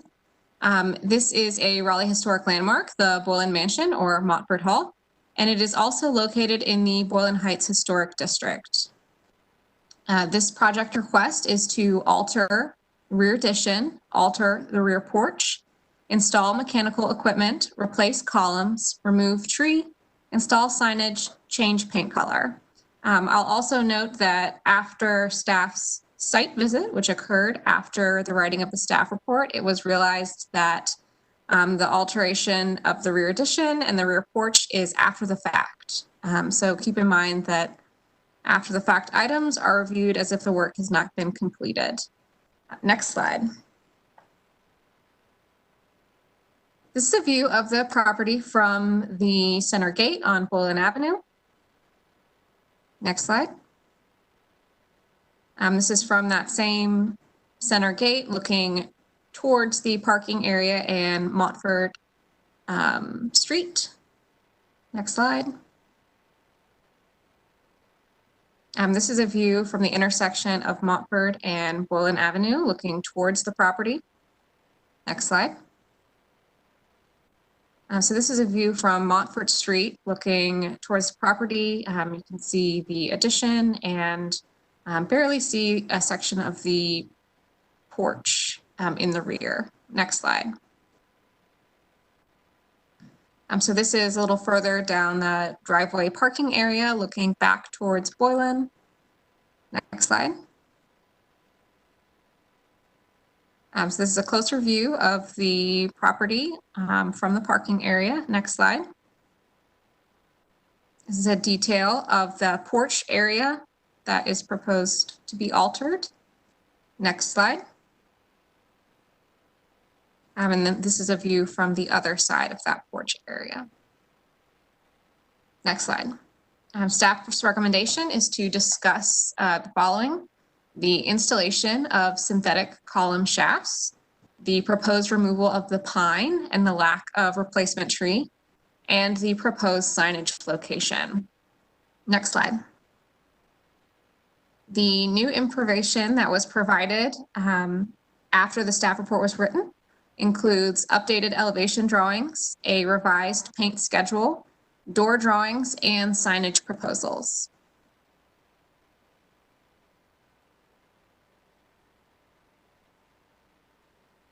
The picture of the column, Colette, can you put that picture back up? The one, the column on the back, so we can see that again. So the columns that you're discussing are actually the columns on the front of the building, which have been removed. If we get to the, so there were columns on the front face of the building that have been removed throughout the construction process. They had been replaced. Previously, the columns that were there were PVC, and in a previous COA application, you approved removal of the columns that were existing at that time and approved wood columns. This application is a request to change that to synthetic. Okay. All right.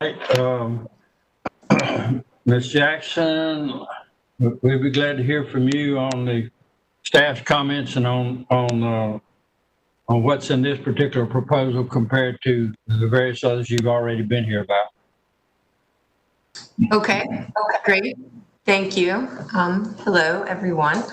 I just wanted to touch on a few items in regards to the columns. As Colette pointed out, and this was included in the application package, the columns that were there were replacement columns, and it was a PVC pipe with a concrete capital and base.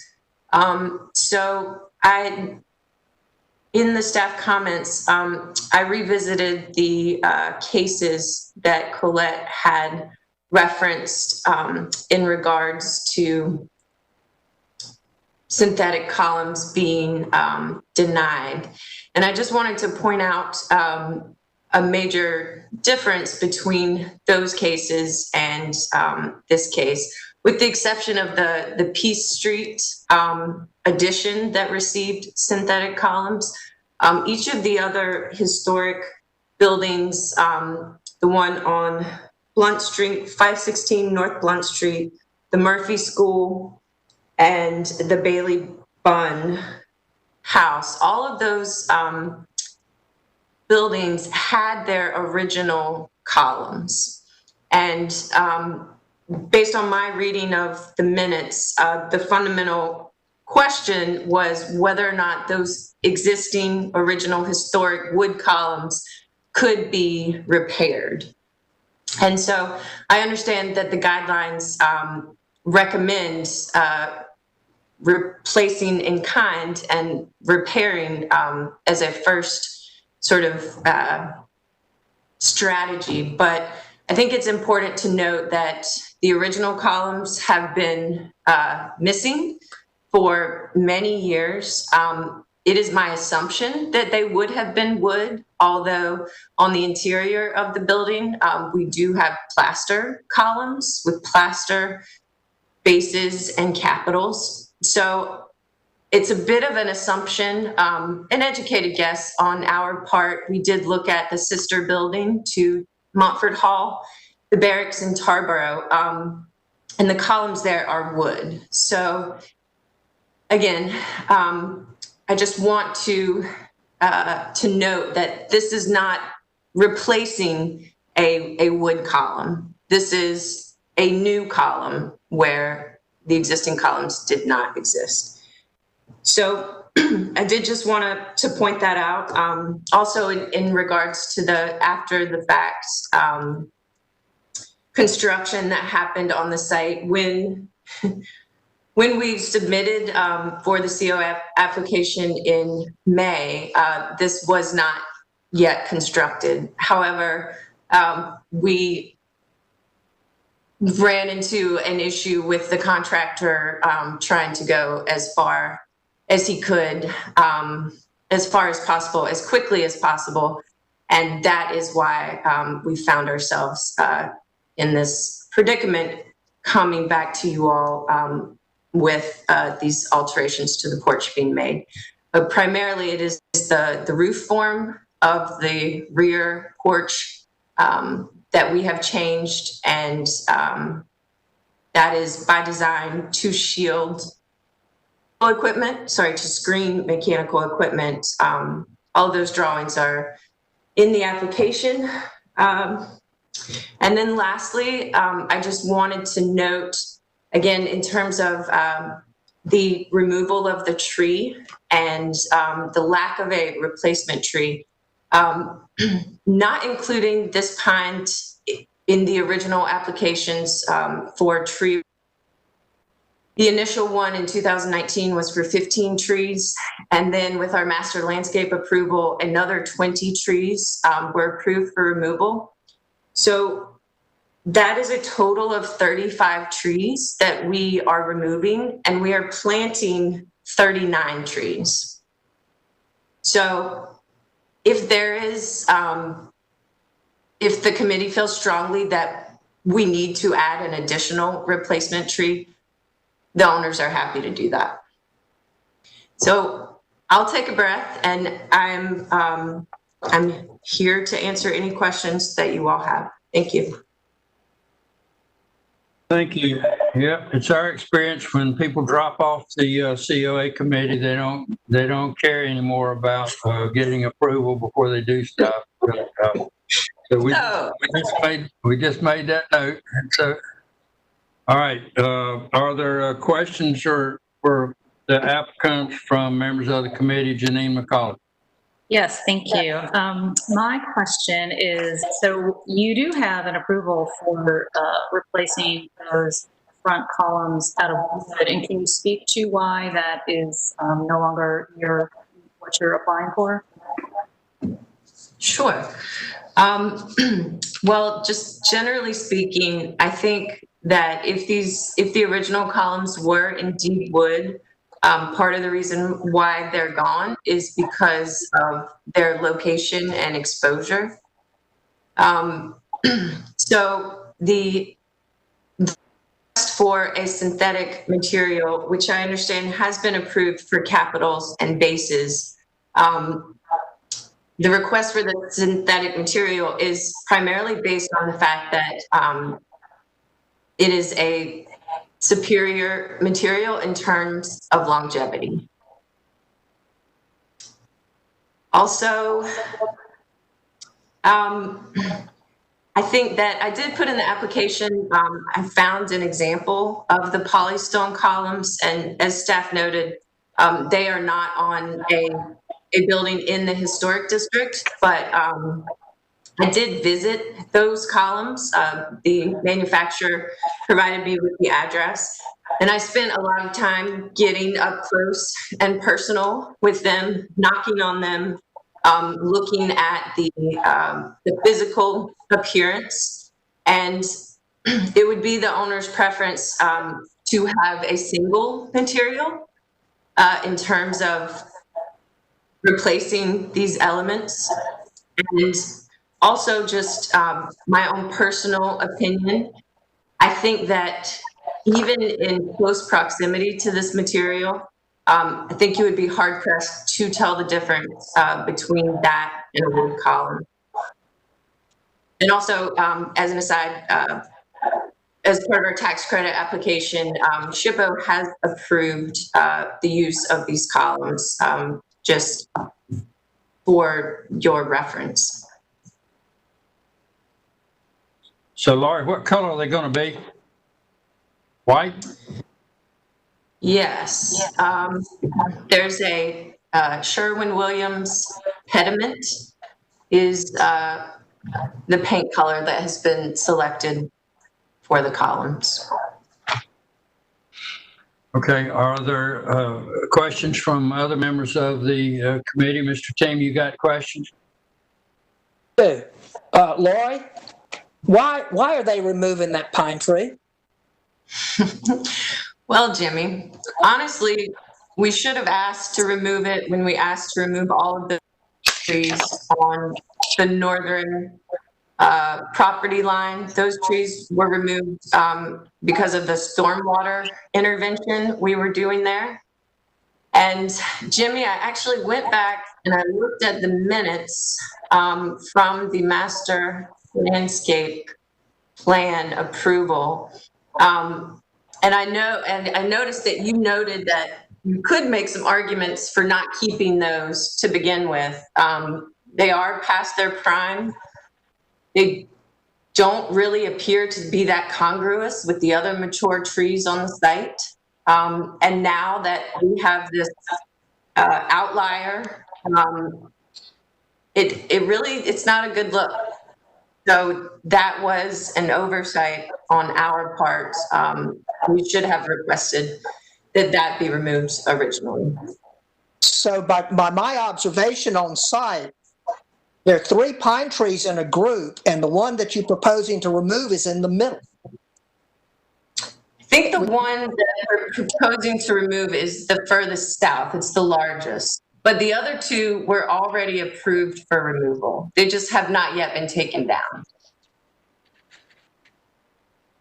Well, so here's the other piece that concerns me. When I was out there, these trees were within the tree protection area, which unfortunately had been breached in a couple of places. In fact, there was a piece of equipment parked next to them. So I'm having a hard time following up that logic that these trees were within inside a tree protection area that was approved for these trees to be removed. And you know, in understanding that we can't keep you from taking them down, it just seems like with this project, we keep taking down more trees and more trees and more trees. Yes, so, I understand. So anyway, so thank you for that. I'm finding a disjunct here between what I'm seeing on site and what's being offered, and I find it sort of disappointing that without any reasons about the tree's health or anything else that we're going to remove the tree. So, but I'll just live with that. Thank you. You're welcome. And just as a follow-up to that, Jimmy, I did submit in the application materials the approved master landscape plan from the meeting earlier this year, and you can see that only one of those pines, the one in question that we are discussing today, is noted on that approved landscape plan.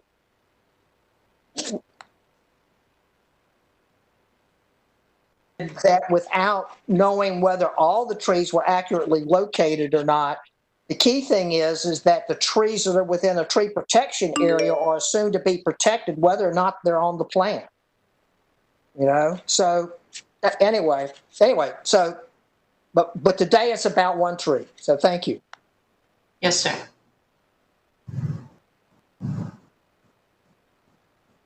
And also just to reiterate that if you would like to see an additional replacement tree, even in, you know, if you would want to see it in the same location, again, we're happy to do that. Thank you.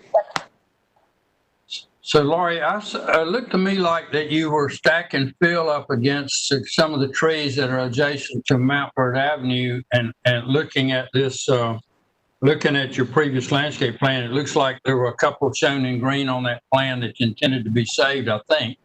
And so I'm wondering, and I know you cut away a lot of dirt there, and you're probably looking for places to put it, but I was concerned about what it's going to do to the to those trees long soil level gets restored. You know where I'm talking about? Yes, so they have done all of that. They did a lot of excavating along Mountford, and that's where that storm pipe has been installed.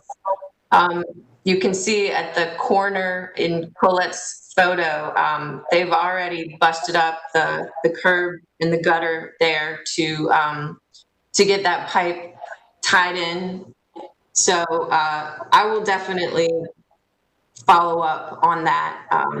You're right, that dirt should not be just sitting there in that location. Okay, are there other questions from members of the committee? Travis Bailey, you have questions? I was just wondering about what was going to be put on the sign, or what's proposed to put on the sign. Sure. So in the additional information, the applicant new info, it looks a little strange on my screen, I think just because of the way that it's formatted. I'm not sure if perhaps one of those might have not sort of digitized correctly. I just not had time to review this particular piece. I'm seeing it now. Thank you.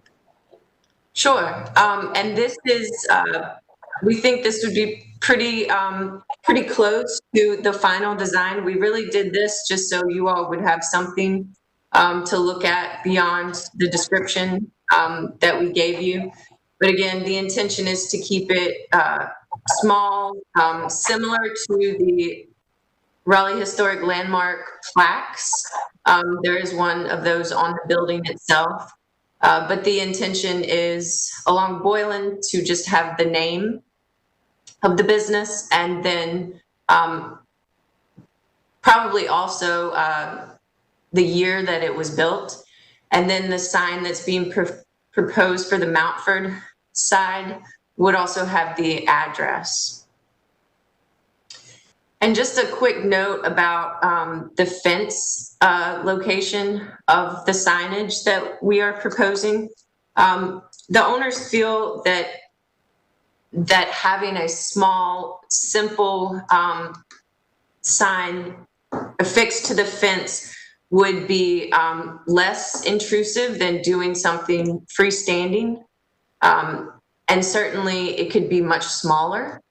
So really only when you're accessing the property at the front gate or via the driveway is as small. We proposed 24 inches by 24 inches. So the visibility of this sign would still be pretty limited, even.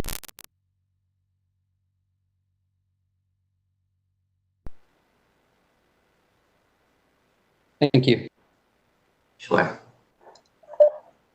Okay, Versailles Height, you have questions?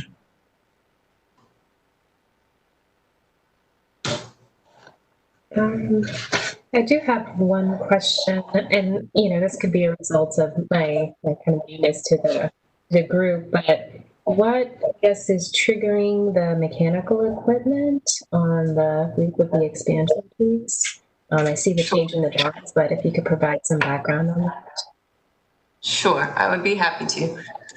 So we have a small commercial hood in the kitchen, which is adjacent to the new rear entry porch. So the what is in effect a mechanical platform of sorts, that is where the exhaust fan for the hood, as well as the fresh air intake for the hood, is located. We were required to keep as much of the ceiling height in the kitchen as we could because of those windows. Those windows are very, very tall. So we weren't able to drop the ceiling and hide any equipment or ductwork above that in that location along the north wall and those windows. So it became, the challenge then became, would we be able to locate the equipment and still screen it? So this was the solution that we came up with. Okay, Versailles, further questions? No further questions. John Reese? I do have some questions. And this may be something that you all didn't catch on one drawing, but it got changed on another. In the elevation of the porch in the back for the railing, you note it says a wood picket guardrail with a painted plywood screen on the interior side. Yes. Then when I look at the details, there's not a screen there, and I was going to ask you what plywood you were going to use that was going to be able to kind of withstand exterior issues for any length of time. But I don't see it in the details, so now I'm kind of a little confused. Sure. I'm pulling that up right now. Let me make sure I'm looking at the right thing. So I'm looking at your west elevation and north elevations drawings 3 or SK 3 and 4. Yes. Right. So in order to make the railing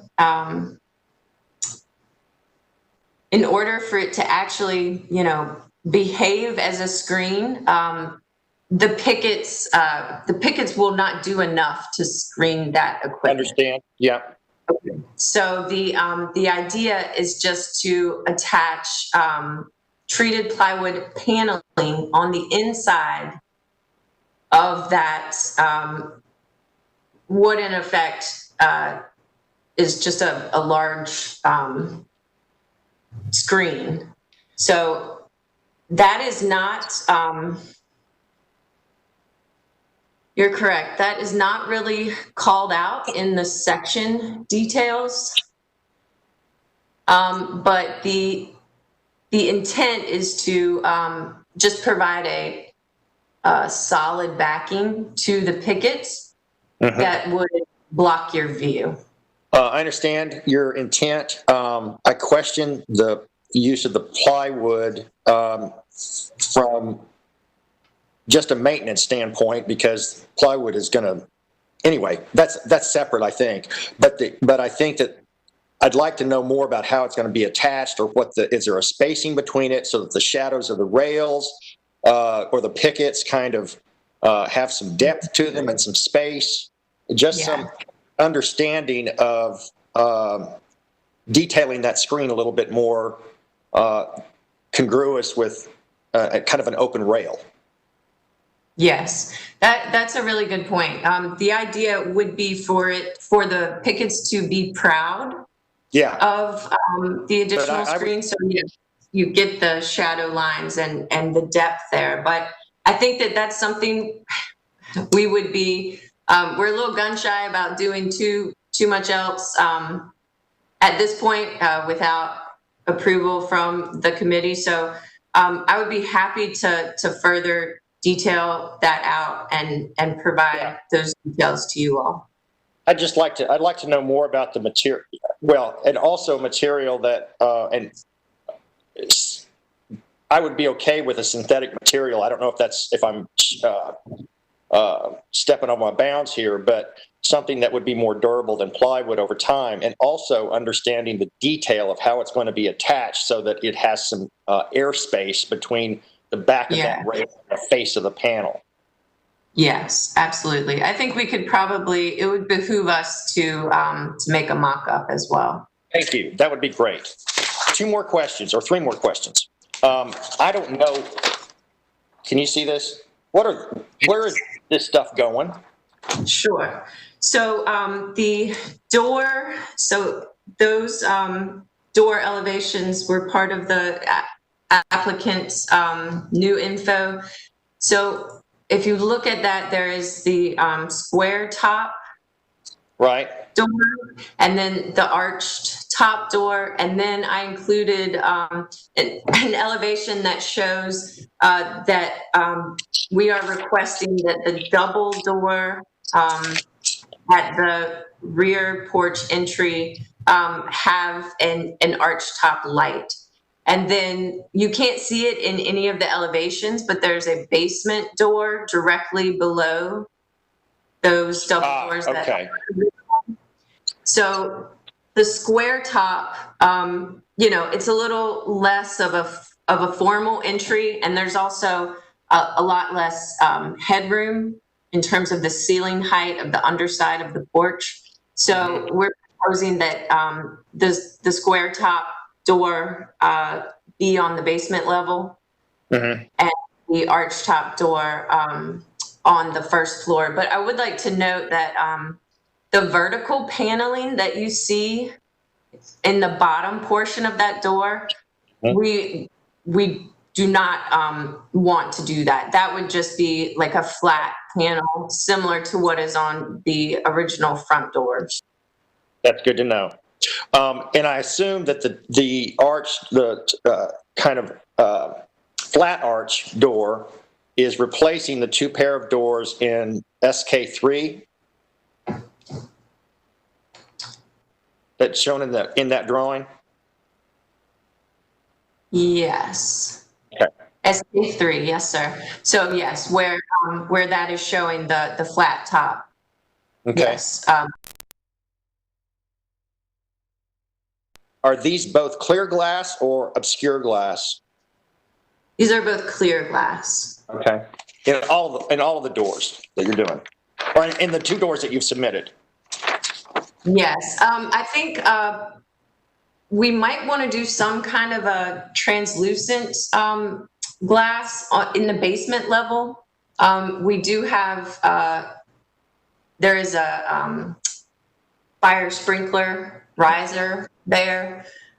So if we were able to having a glass that light could pass through, but your actual vision was somewhat obstructed would be ideal.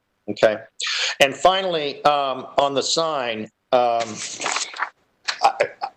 almost like to see a little elevation about how you plan to mount it on the fence, because I think just seeing the sign out of context I don't think it addresses the question. I don't think the sign itself is as much of an issue as how it's displayed on the property. Okay. Yeah, I would be happy to provide some additional information on that. And I would like to request if you all were inclined to give us a conditional approval on that we could provide all of the additional signage details, not only sort of the final version. We would be happy to work with staff to get approval on that, and also the attachment method to the fence. Yeah, I think it's important to just understand the context of where these signs are going to be. Yeah. The detail of the sign is less important. I understand. Okay, Janine McCauliffe. Yes, question just for my clarity, because from the application, I was expecting we were needing to consider whether or not to approve synthetic columns on the front and that back rear porch. But I think I heard, maybe it was in the introduction, that we're not looking at the back porch columns, or could I get clarity on that? Sure. The rear porch columns are also proposed to be synthetic. Okay, so that is part of your application for us to. Yes, ma'am. Thank you. Sure. All right. Are there further questions for the applicant, John Reese? Based on your last comment to Janine, are those columns square or round? I don't see a plan, so I don't know. The ones in the back. The ones in the back are square. I'm sorry? The ones in the back are square. Okay, thank you. Sure. All right. Now, any other questions from members of the committee, for the staff or the applicant? Are you ready to close the public hearing? Okay, then I'll close the public hearing. We'll turn to discussion. Mr. Team, you want to make a motion? No. And I have comments accordingly. In particular, with regard, well, first of all, with the tree issue, I would encourage us to ask for a replacement tree. With regard to the signage issue, I'm finding myself in a very challenging situation in reviewing staff's comments. This goes back to a property we looked at. I believe it was Campbell's Law School University at the corner of South Boylan and East Morgan Street. It was a Victorian house, and there was a long discussion about this and where the signage was put. And that sign, which was a small sign, not too dissimilar in size from this, was actually placed on a brick wall.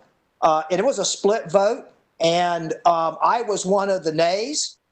And so I'm just letting you know that if someone on this group is going to make a motion and wants to support the signage, then it should not be me. That's it. Thank you.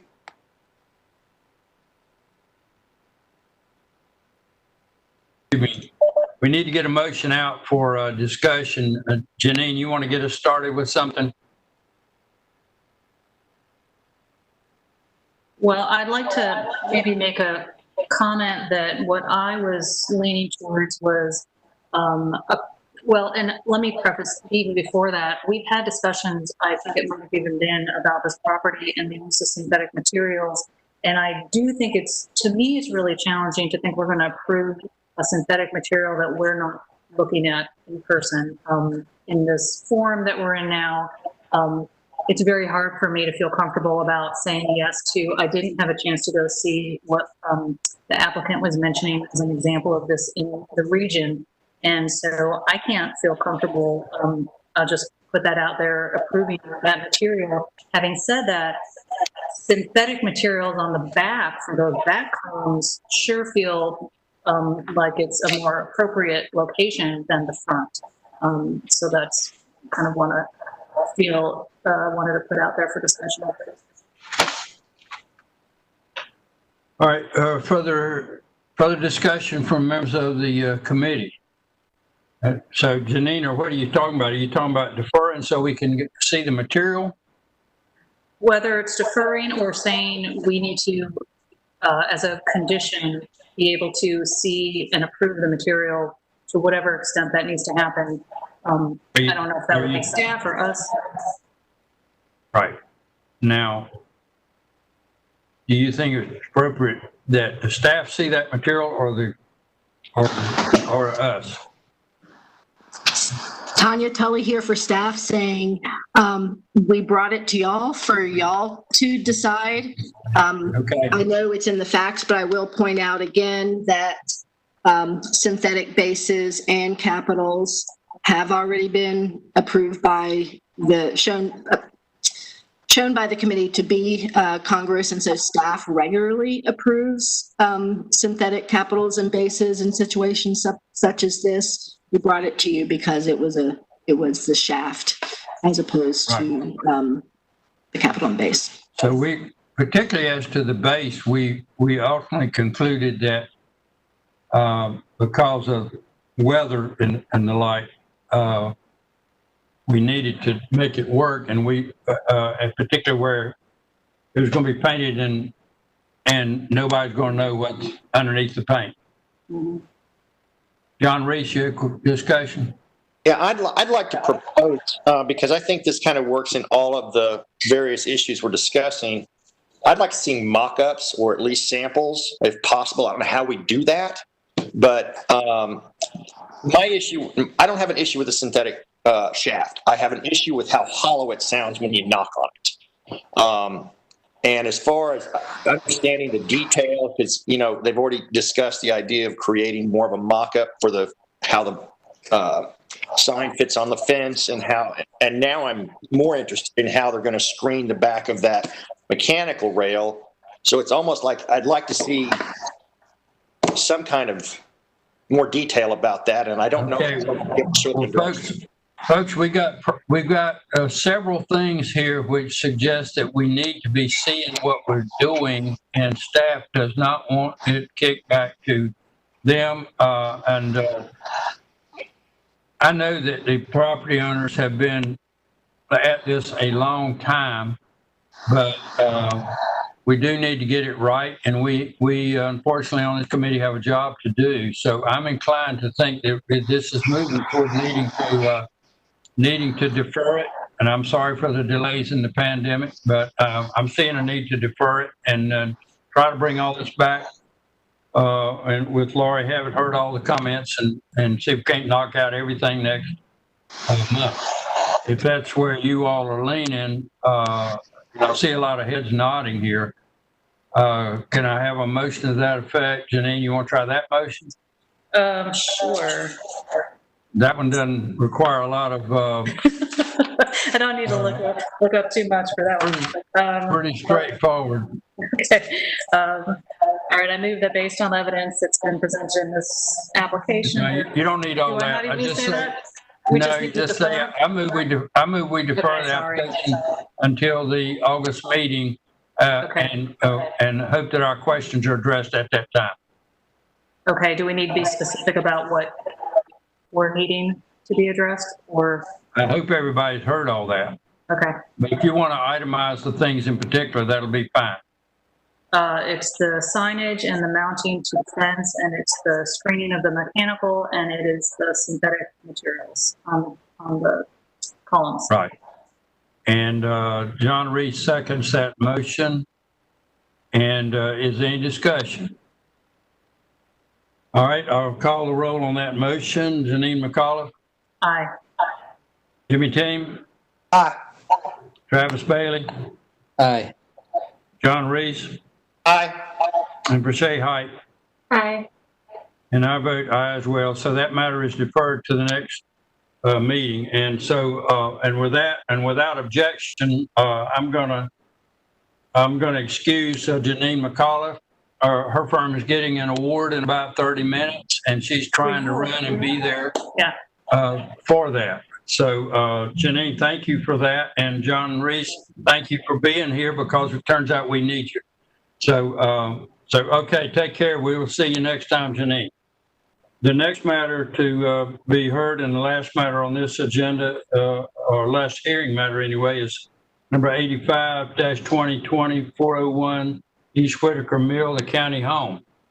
And so we would, Mr. Duca, Mr. Ashby, Mr. Stevenson, I'm going to administer the oath to you. You and each of you swear or affirm the testimony you're about to give, no matter being heard, to be the truth, the whole truth, and nothing but the truth.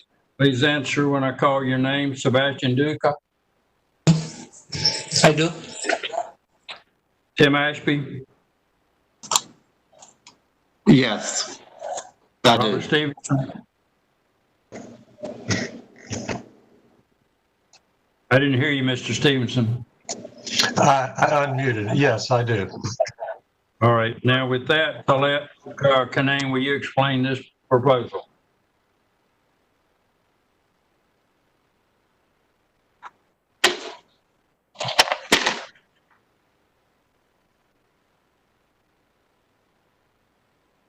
All right, Colette here. It's case COA 85-2020. It is 401 East Whitaker Mill Road, the Wake County home, which is a Raleigh historic landmark. The request is to replace window sashes, replace windows, and remove storm windows. Next slide.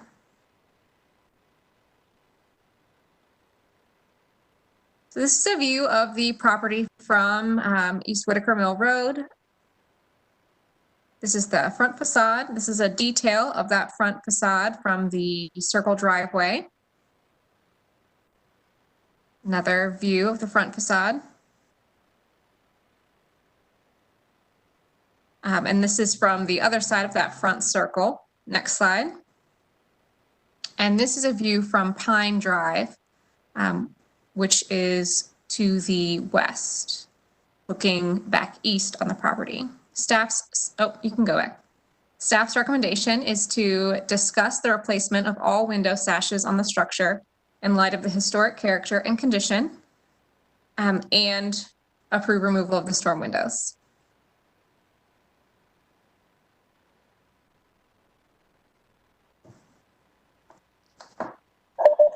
All right, thank you for that. Who is going to speak on this matter for the property owners? Is that you, Mr. Stevenson, or Mr. Ashby, or who? Can you hear me? Hello, this is Sebastian. Hello. Can you hear me? You're breaking up. I'm having trouble hearing you. Hi, this is Sebastian. I hope you can hear me better now. Just a few quick things that we discovered in the design phase and in our previous renovation projects related to the windows that will hopefully clarify some of the aspects of our proposal. So basically, this is a building built in 1915. It's a Raleigh historic property, and the windows were built in 1915 with all wood construction, more than likely. We found some weights in the window jambs when we did some renovation a couple of years ago that originally improved the functionality of the double hung windows. So that how the windows were originally designed more than 100 years ago. Now, what we have now are some retrofit sashes and plastic gem liners. And also we have some white aluminum store windows covering all windows. That we believe this work was probably done in the 1970, 1980. So we believe the existing wood sashes are not the original feature of the building. The storm windows are single pane, uninsulated, and residential style looking. The windows themselves are also single pane with sashes, uninsulated, and they don't seem to be a very good quality. They were probably repaired many times over the years, since 70s to the current days, probably painted many times, and the vast majority of the windows are painted stock. They are not functional. What we propose is to completely eliminate the storm windows and to replace the sashes. And maybe I should add that having the storm windows covering the windows somehow changed the appearance of the building. And probably it's not how the original design was intended to look. What we're proposing now is to completely remove these storm windows, and hopefully this will bring the character of the building back to the original intent. The sashes that we're intending to replace as well will be obviously more thermally efficient and will mitigate air and moisture intrusion much better than what's currently installed. And one final idea, like considering current situation with pandemic, being able to open the windows and let the fresh air come into the room will probably improve the health and the overall comfort of the occupants. So this is very briefly what we intend to do. If you have more questions, I will be happy to answer.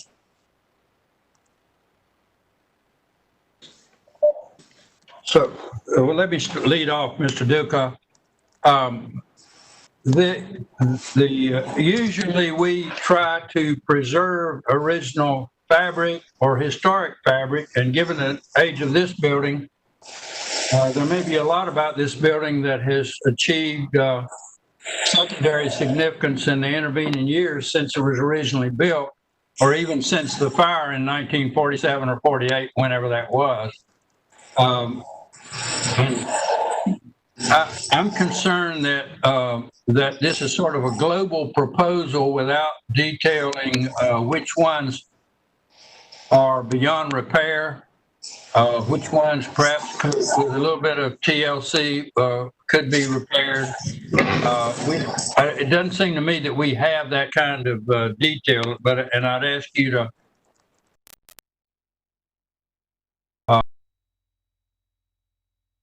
energy efficiency out of this building. And so I have that concern, and I'd love to hear a little more from you about that, and perhaps others will have questions as well.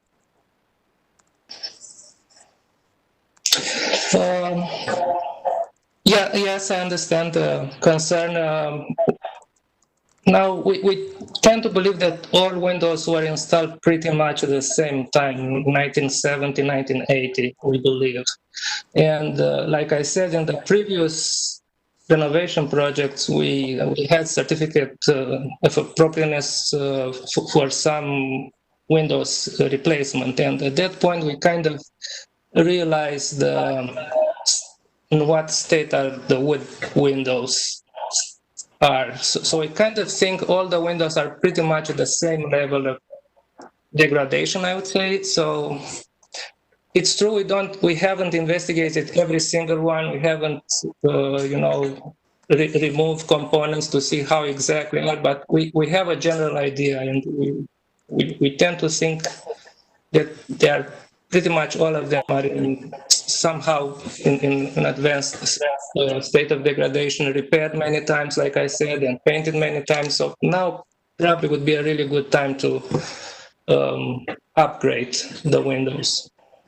They are, by the way, 218 windows that we are intending to include in the current renovation project. Well, Mr. Duca, I'm going to turn to the others for questions, but I want you to know that on a previous term on this commission, I faced the very same issue with Peace College and the original building in Peace College. And Peace College did not get approval to remove those windows and replace them with thermopane.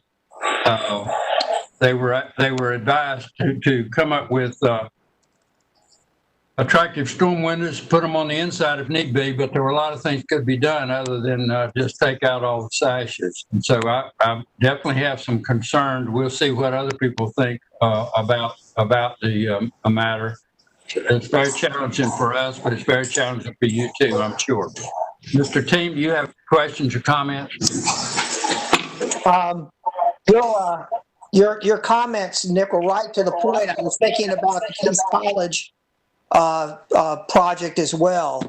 And I haven't seen any information thus far. And I am concerned that a generalization about the windows results in us just removing the windows. And I would feel more comfortable with, a process. Well, and I'm going to say I feel more comfortable with the process of going through the effort to try to either recondition the windows or to get them into an operable state. But it's my sense also that we've had people who have removed and replaced windows with original materials. And so at this point, for me, the amount of information we've got, I would have a hard time supporting the application.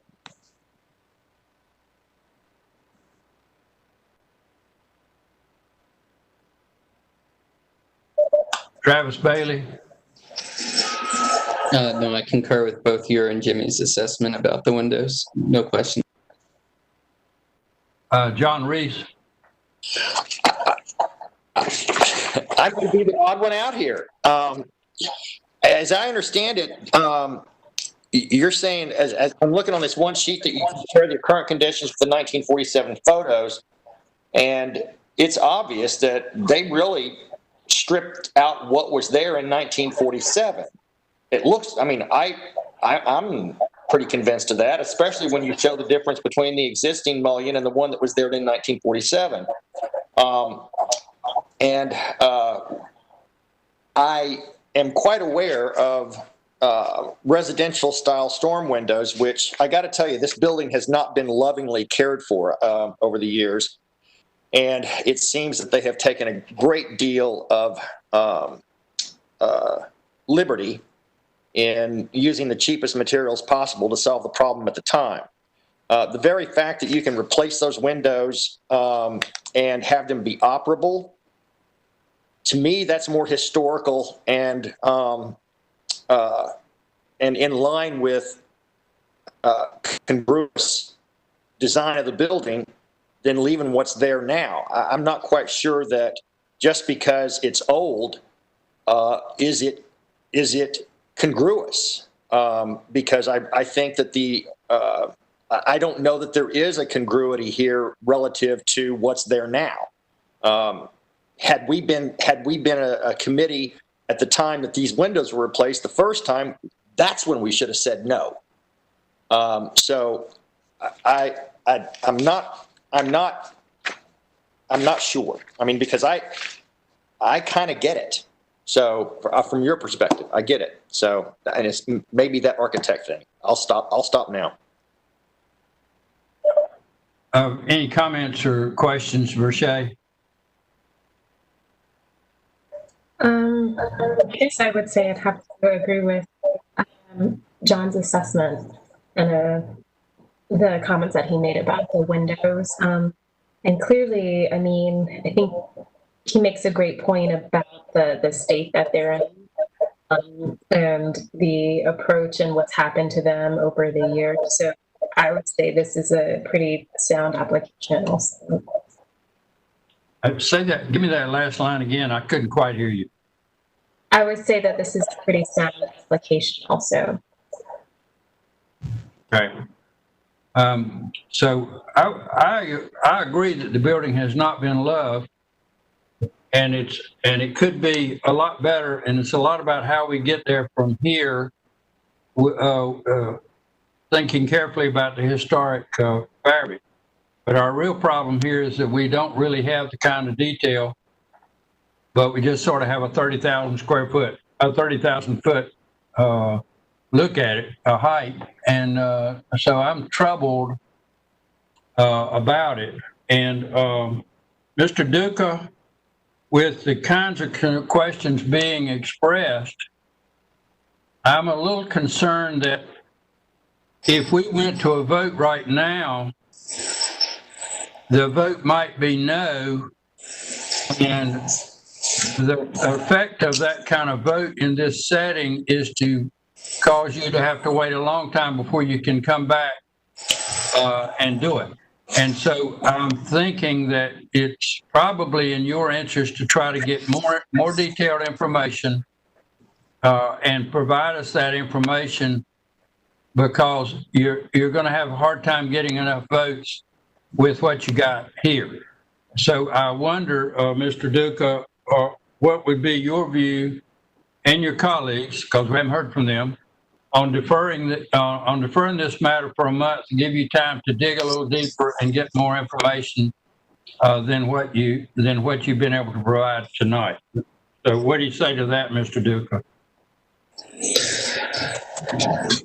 Well, I certainly can look into this and provide more information. Would you be a little bit more specific? What exactly is the committee looking for? Like what kind of information? Absolutely. John Reese, you want to throw out, you had your hand up, I think. Yeah.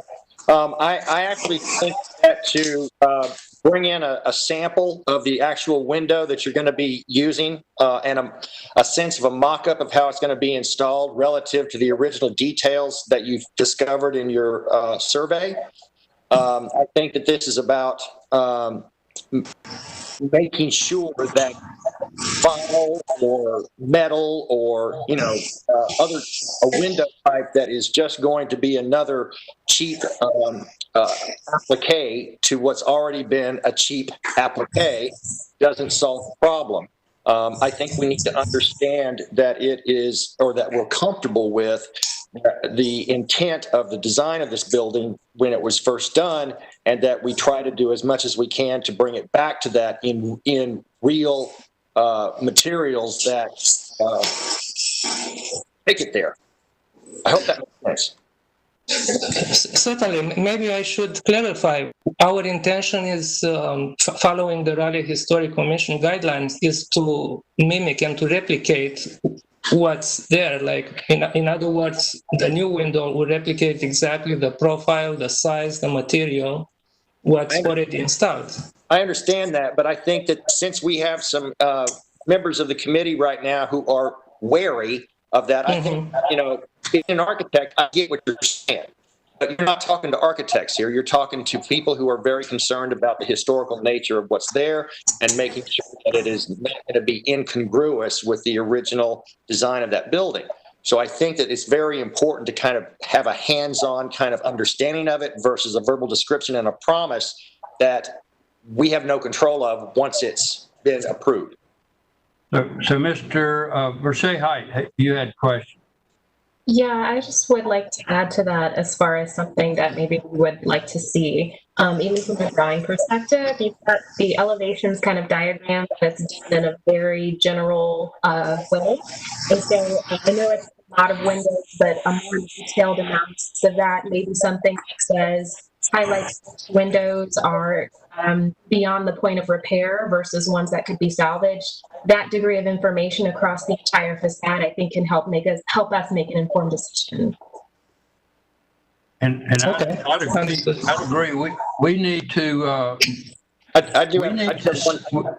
Wait a minute, I'll come back to you. Okay. We need to see, more pictures and more detail about individual windows and what is actually the condition of them, because we've all seen the presentations on how there are very few windows that cannot be repaired, in fact. And so that, from a historical standpoint, that we've been trained that way. So we need to think about that. Mr. Reese, you got something else to say? Well, I think, let me ask the question again that he stated. True, every single window in this building was replaced in 1947? Probably not in 1947. It was probably more recent.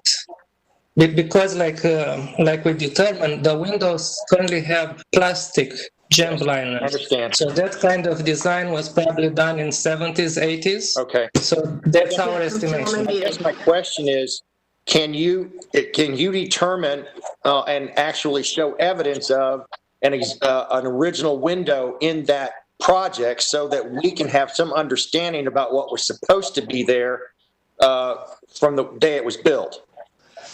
Unfortunately not. All windows look the same, like they are with this type of plastic liner. We couldn't find any original wood construction, wood window in the entire building.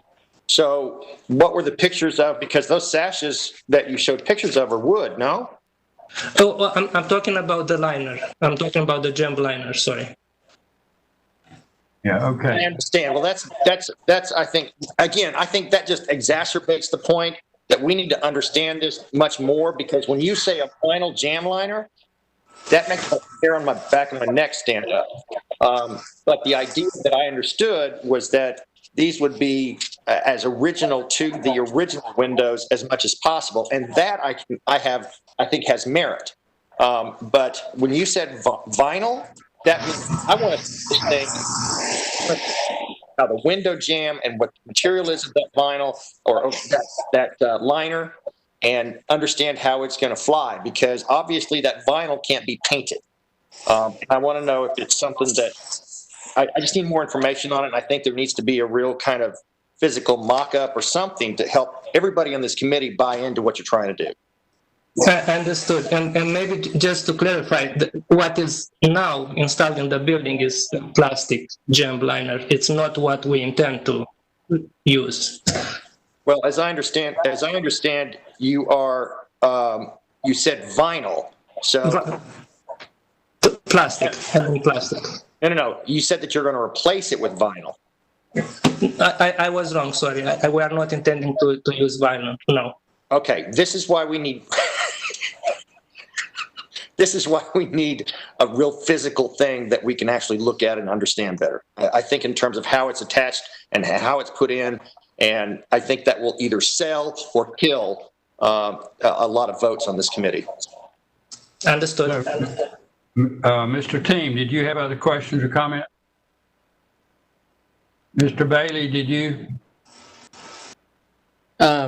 No, not at this time. Actually, one quick question. Is this the same property that we had discussed the cupola on? That's right. That's correct. Okay. Thank you. Yeah, and I think we had also discussed the steps and the entry at the front doors and the side doors. And there was a step up, and when I rode by, it looks like that's addressed and it's not there anymore.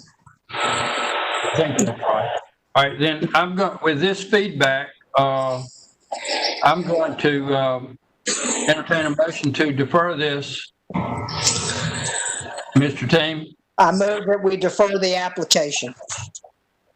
And Mr. Bailey seconds that motion. Is there any discussion? All right, I'll call for a vote. Mr. Team? Aye. Mr. Bailey? Aye. Mr. Reese? Aye. Ms. Height? Aye. And I vote aye. And so that matter is also deferred, and we will wait to have it put back on the agenda with additional information to put us in a better position to decide. So that's where we are for tonight. And so that's the last of the hearings. Mr. Fountain? Yes, ma'am. Hi, Tanya Tully here. After the deferral of the prior case, I saw a message from our moderator that I missed during time that the applicant was waving frantically, that we couldn't see, that we would have seen had we been there in person, wishing to address some of the comments before you made your vote. And I realize it may be too late now, but given that she is still on the line, I wanted to, I said I would bring it up since I did not see it while the hearing was still ongoing. All right, well, that's fine. I think the procedure would be, I'm not sure it's going to change anything, but we want to have the benefit of the comments. And if Laurie is still there on the line, I think we need, or Mr. Shepherd, we need to hear what they have to say. And I think for this purpose, I would as soon hear the comments, and then we can decide whether that means we're going to move to reopen the matter or reconsider or not. They are both here. That may be backwards, but I'm interested in hearing what they got to say. Because when I looked at it, but anyway, let's just Laura Jackson, do you want to speak? We're all still here and listening to you, but frankly, I could not find a way to bifurcate the matter and approve part of it so your project can move in relation to the other things, and that's why I didn't try to do that. But anyway, Laurie, why don't you tell us what's on your mind? Okay, thank you so much, Nick and Tanya, and everyone for letting us have another opportunity to speak. I was waving frantically in a digital way. We are willing to do, if you all would be willing to avoid deferral on this case, we are happy to keep the column shafts on the front porch wood. I know that the bases and the caps are approvable as a synthetic material. So our number one priority right now is time. And we are willing, if you all are willing to work with us, we are more than willing to do what needs to be done in order to keep moving.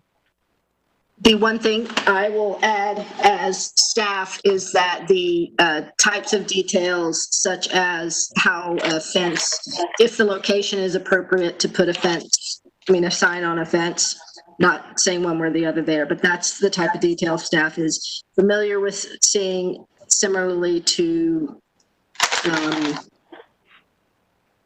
if we have some specifications from what you're wanting to see, that is the same type of thing that staff is also comfortable approving when it comes to the screening. The decision, of course, is yours, but just for some of the newer commissioners, that is the type of detail staff is familiar with seeing. All right. Anything else, Laurie? Well, the owner is also here. Jeff, is there anything else that you would like to add to that? No, I think you kind of hit it on the head in terms of what we're trying to do, and we are amenable to making changes or clarifying any requests, specifically the signage. If you need more in terms of the design element, just vocally, I can surely provide that. That could potentially help understand how it would be affixed to the fence per se, or any other of those types of questions. Is there let's see what we need to do. Is there a motion to reconsider? What we have to do is to reconsider it and put it back in front of us if we're going to change anything at all? I'll make a motion to reconsider COA 0081-2020. Is there a second? And Mr. Reese seconds that motion. I'll call for a vote on that motion, Mr. Team. So he motioned aye, and Mr. Bailey votes aye. Mr. Reese votes aye. Versailles Height, are you okay? You vote aye, and I'll vote aye. So the matter, we voted to reconsider. The matter is now back in front of us, and we will consider that in the process. We reopened the public hearing, and we heard the comments of Ms. Jackson and Mr. Shepherd on the matter, and I'm now going to close the public hearing and go back into discussion. Now, in thinking about it, there were 2 or 3 main things in there, and I'm working from memory, but we had the question of the tree and the replacement tree, and that was fairly straightforward. We had the question of the screening and the on the back, at the back, and those columns, and we have the property owner offering to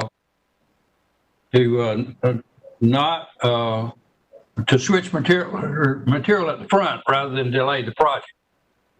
And then as to the signage, my sense of it is that the signage doesn't kill the project if we take some time with it, or the staff looks at it, or whatever. But the rest of the stuff is the things that they're needing to be able to move on. And just an observation on my part. That said, Mr. Team, I think I will call on Mr. Reese. You got a discussion? Yeah, I think since I brought up those 2 detail issues, I'd like to kind of think about, or is there some way, and Tanya, maybe you can help with this, is there some way that they can move forward and then do the details we're talking about? Other 2 things, the signage and the screen on that upper area, it's a detail, and I don't think that we should hold the project up for that kind of detail, but we do need to understand it. Is there something that because it's just missing information? That's all, and it's not something that is going to kill the project if we let it go for right now. But I do want to understand it better, just so that we make sure we don't drop it.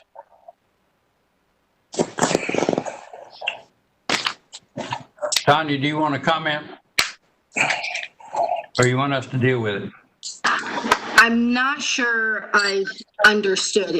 I think with regard to the fence, it seems like that's something that you could defer the signage on the fence portion and render a decision on the remainder. Well, I think, Tanya,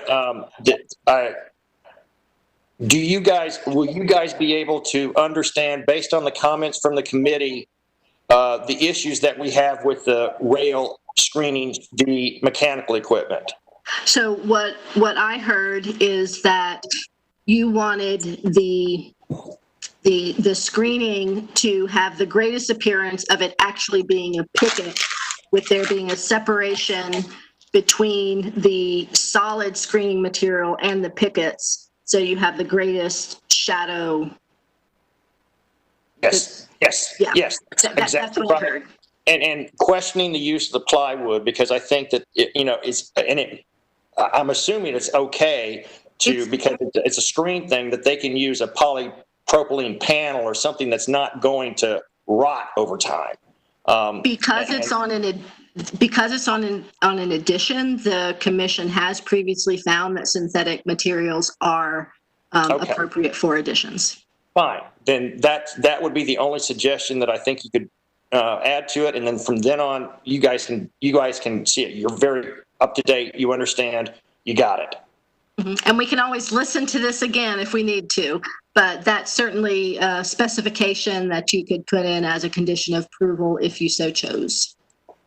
All right, Mr. Team, I'm going to call on you to make a motion, and what I would hope is that you would handle the tree, and you would handle the screening in the back, and that the motion might include deferral with respect to the sign. And that allows us to move ahead. All right.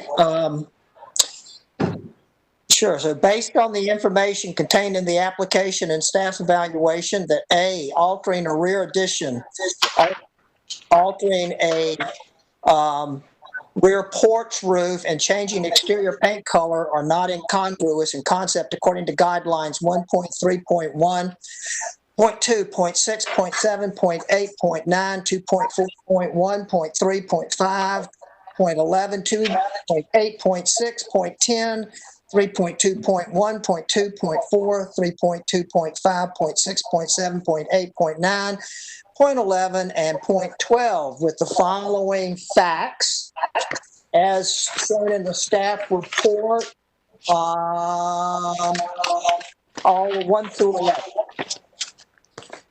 That B, replacing columns is not incongruous in concept according to guidelines 2.8.1, 0.4, and 0.5, and 0.6. However, installation of synthetic columns is incongruous according to guidelines 2.8.1, 0.4, 0.5, and the following facts 1 through 8.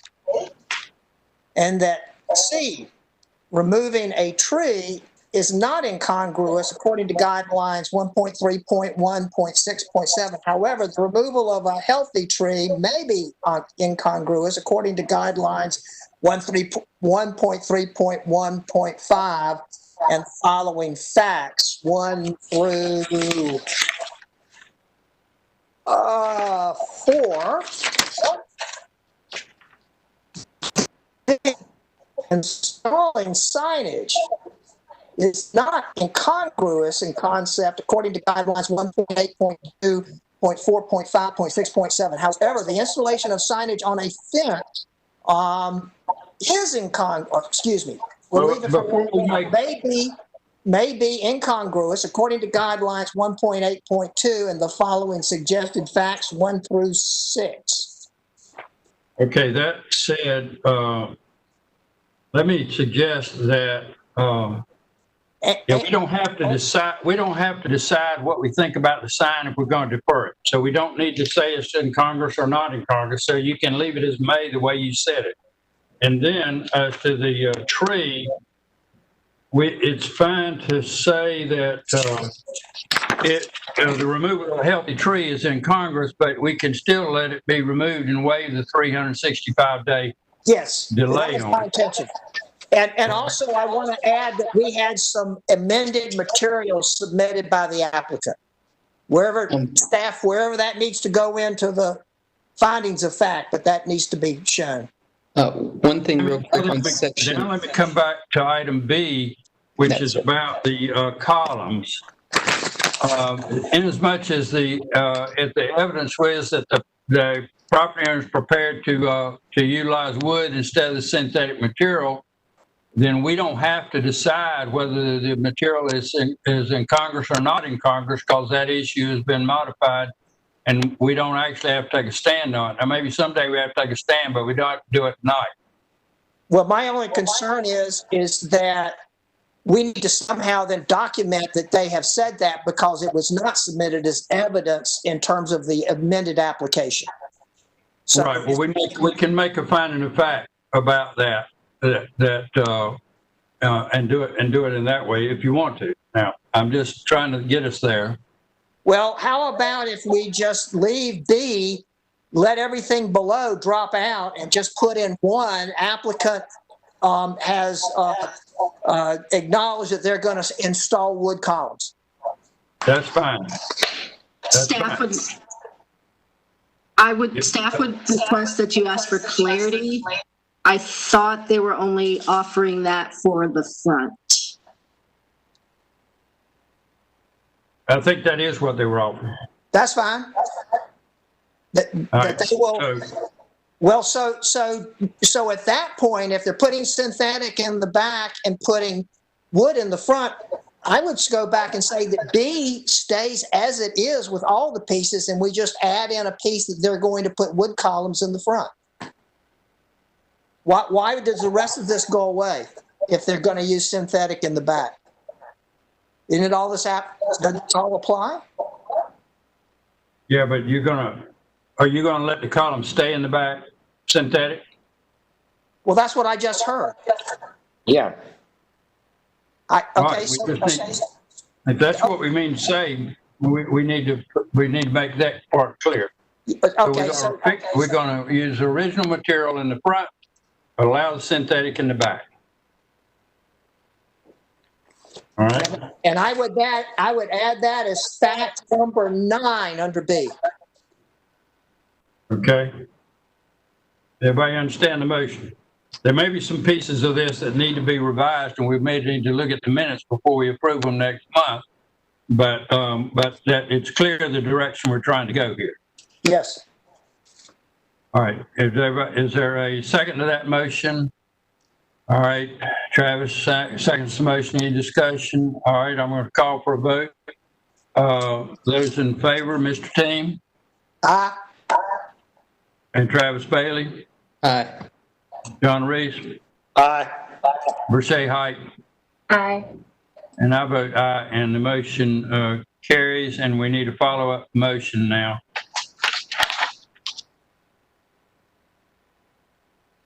My memory is a little fuzzy here. So this is to staff. If I'm going to defer part of the application, does that need to be separate from the approval for the rest of it? You can put it in the same motion. Okay, that's fine. So I move that a certificate of appropriateness be approved for the submitted application with the approval of the signage deferred for later review by the certificate of appropriateness committee with the following conditions: that that the applicant submit to staff materials and the drawings to show how the spinning material, which will not be plywood, will be installed on the roof at the rear. Let's see. We've already got the wood shafts. Well, let me ask staff. Well, let me just get through this. There will be. Okay. So I'm going to propose that we waive the 365-day delay on removal of the pine tree, and that the applicant shall install as a replacement a 3-inch caliper shade tree in roughly the same location as the tree that is to be removed. And that number 4 on the staff comments with detail and specifications be the same, except that the signage details will be removed and the paint samples and manufacturer swatches will also be in. And then we'll add an item 5 that the issue of the sign is deferred. Yeah, we already had that at the front. Okay, good. Sorry if I missed it. Everybody understand the motion? Is there a second to that motion? John Reese seconds the motion. We're going to call for a vote. Well, before I do, is there anything else from anybody that I can't see on this screen? All right, then I'll call for a vote. Demi Team? Wait a second. I just saw the applicant be unmuted. I wasn't sure if there was a reason for that. So Laurie and Mr. Shepherd are unmuted. They have the opportunity to wave verbally. I was just going to say, no, we have nothing further. Thank you. All right. Thank you. So y'all vote on the motion. Mr. Team votes aye. Mr. Bailey? Aye. And Verche Height? Aye. And John Reese? Aye.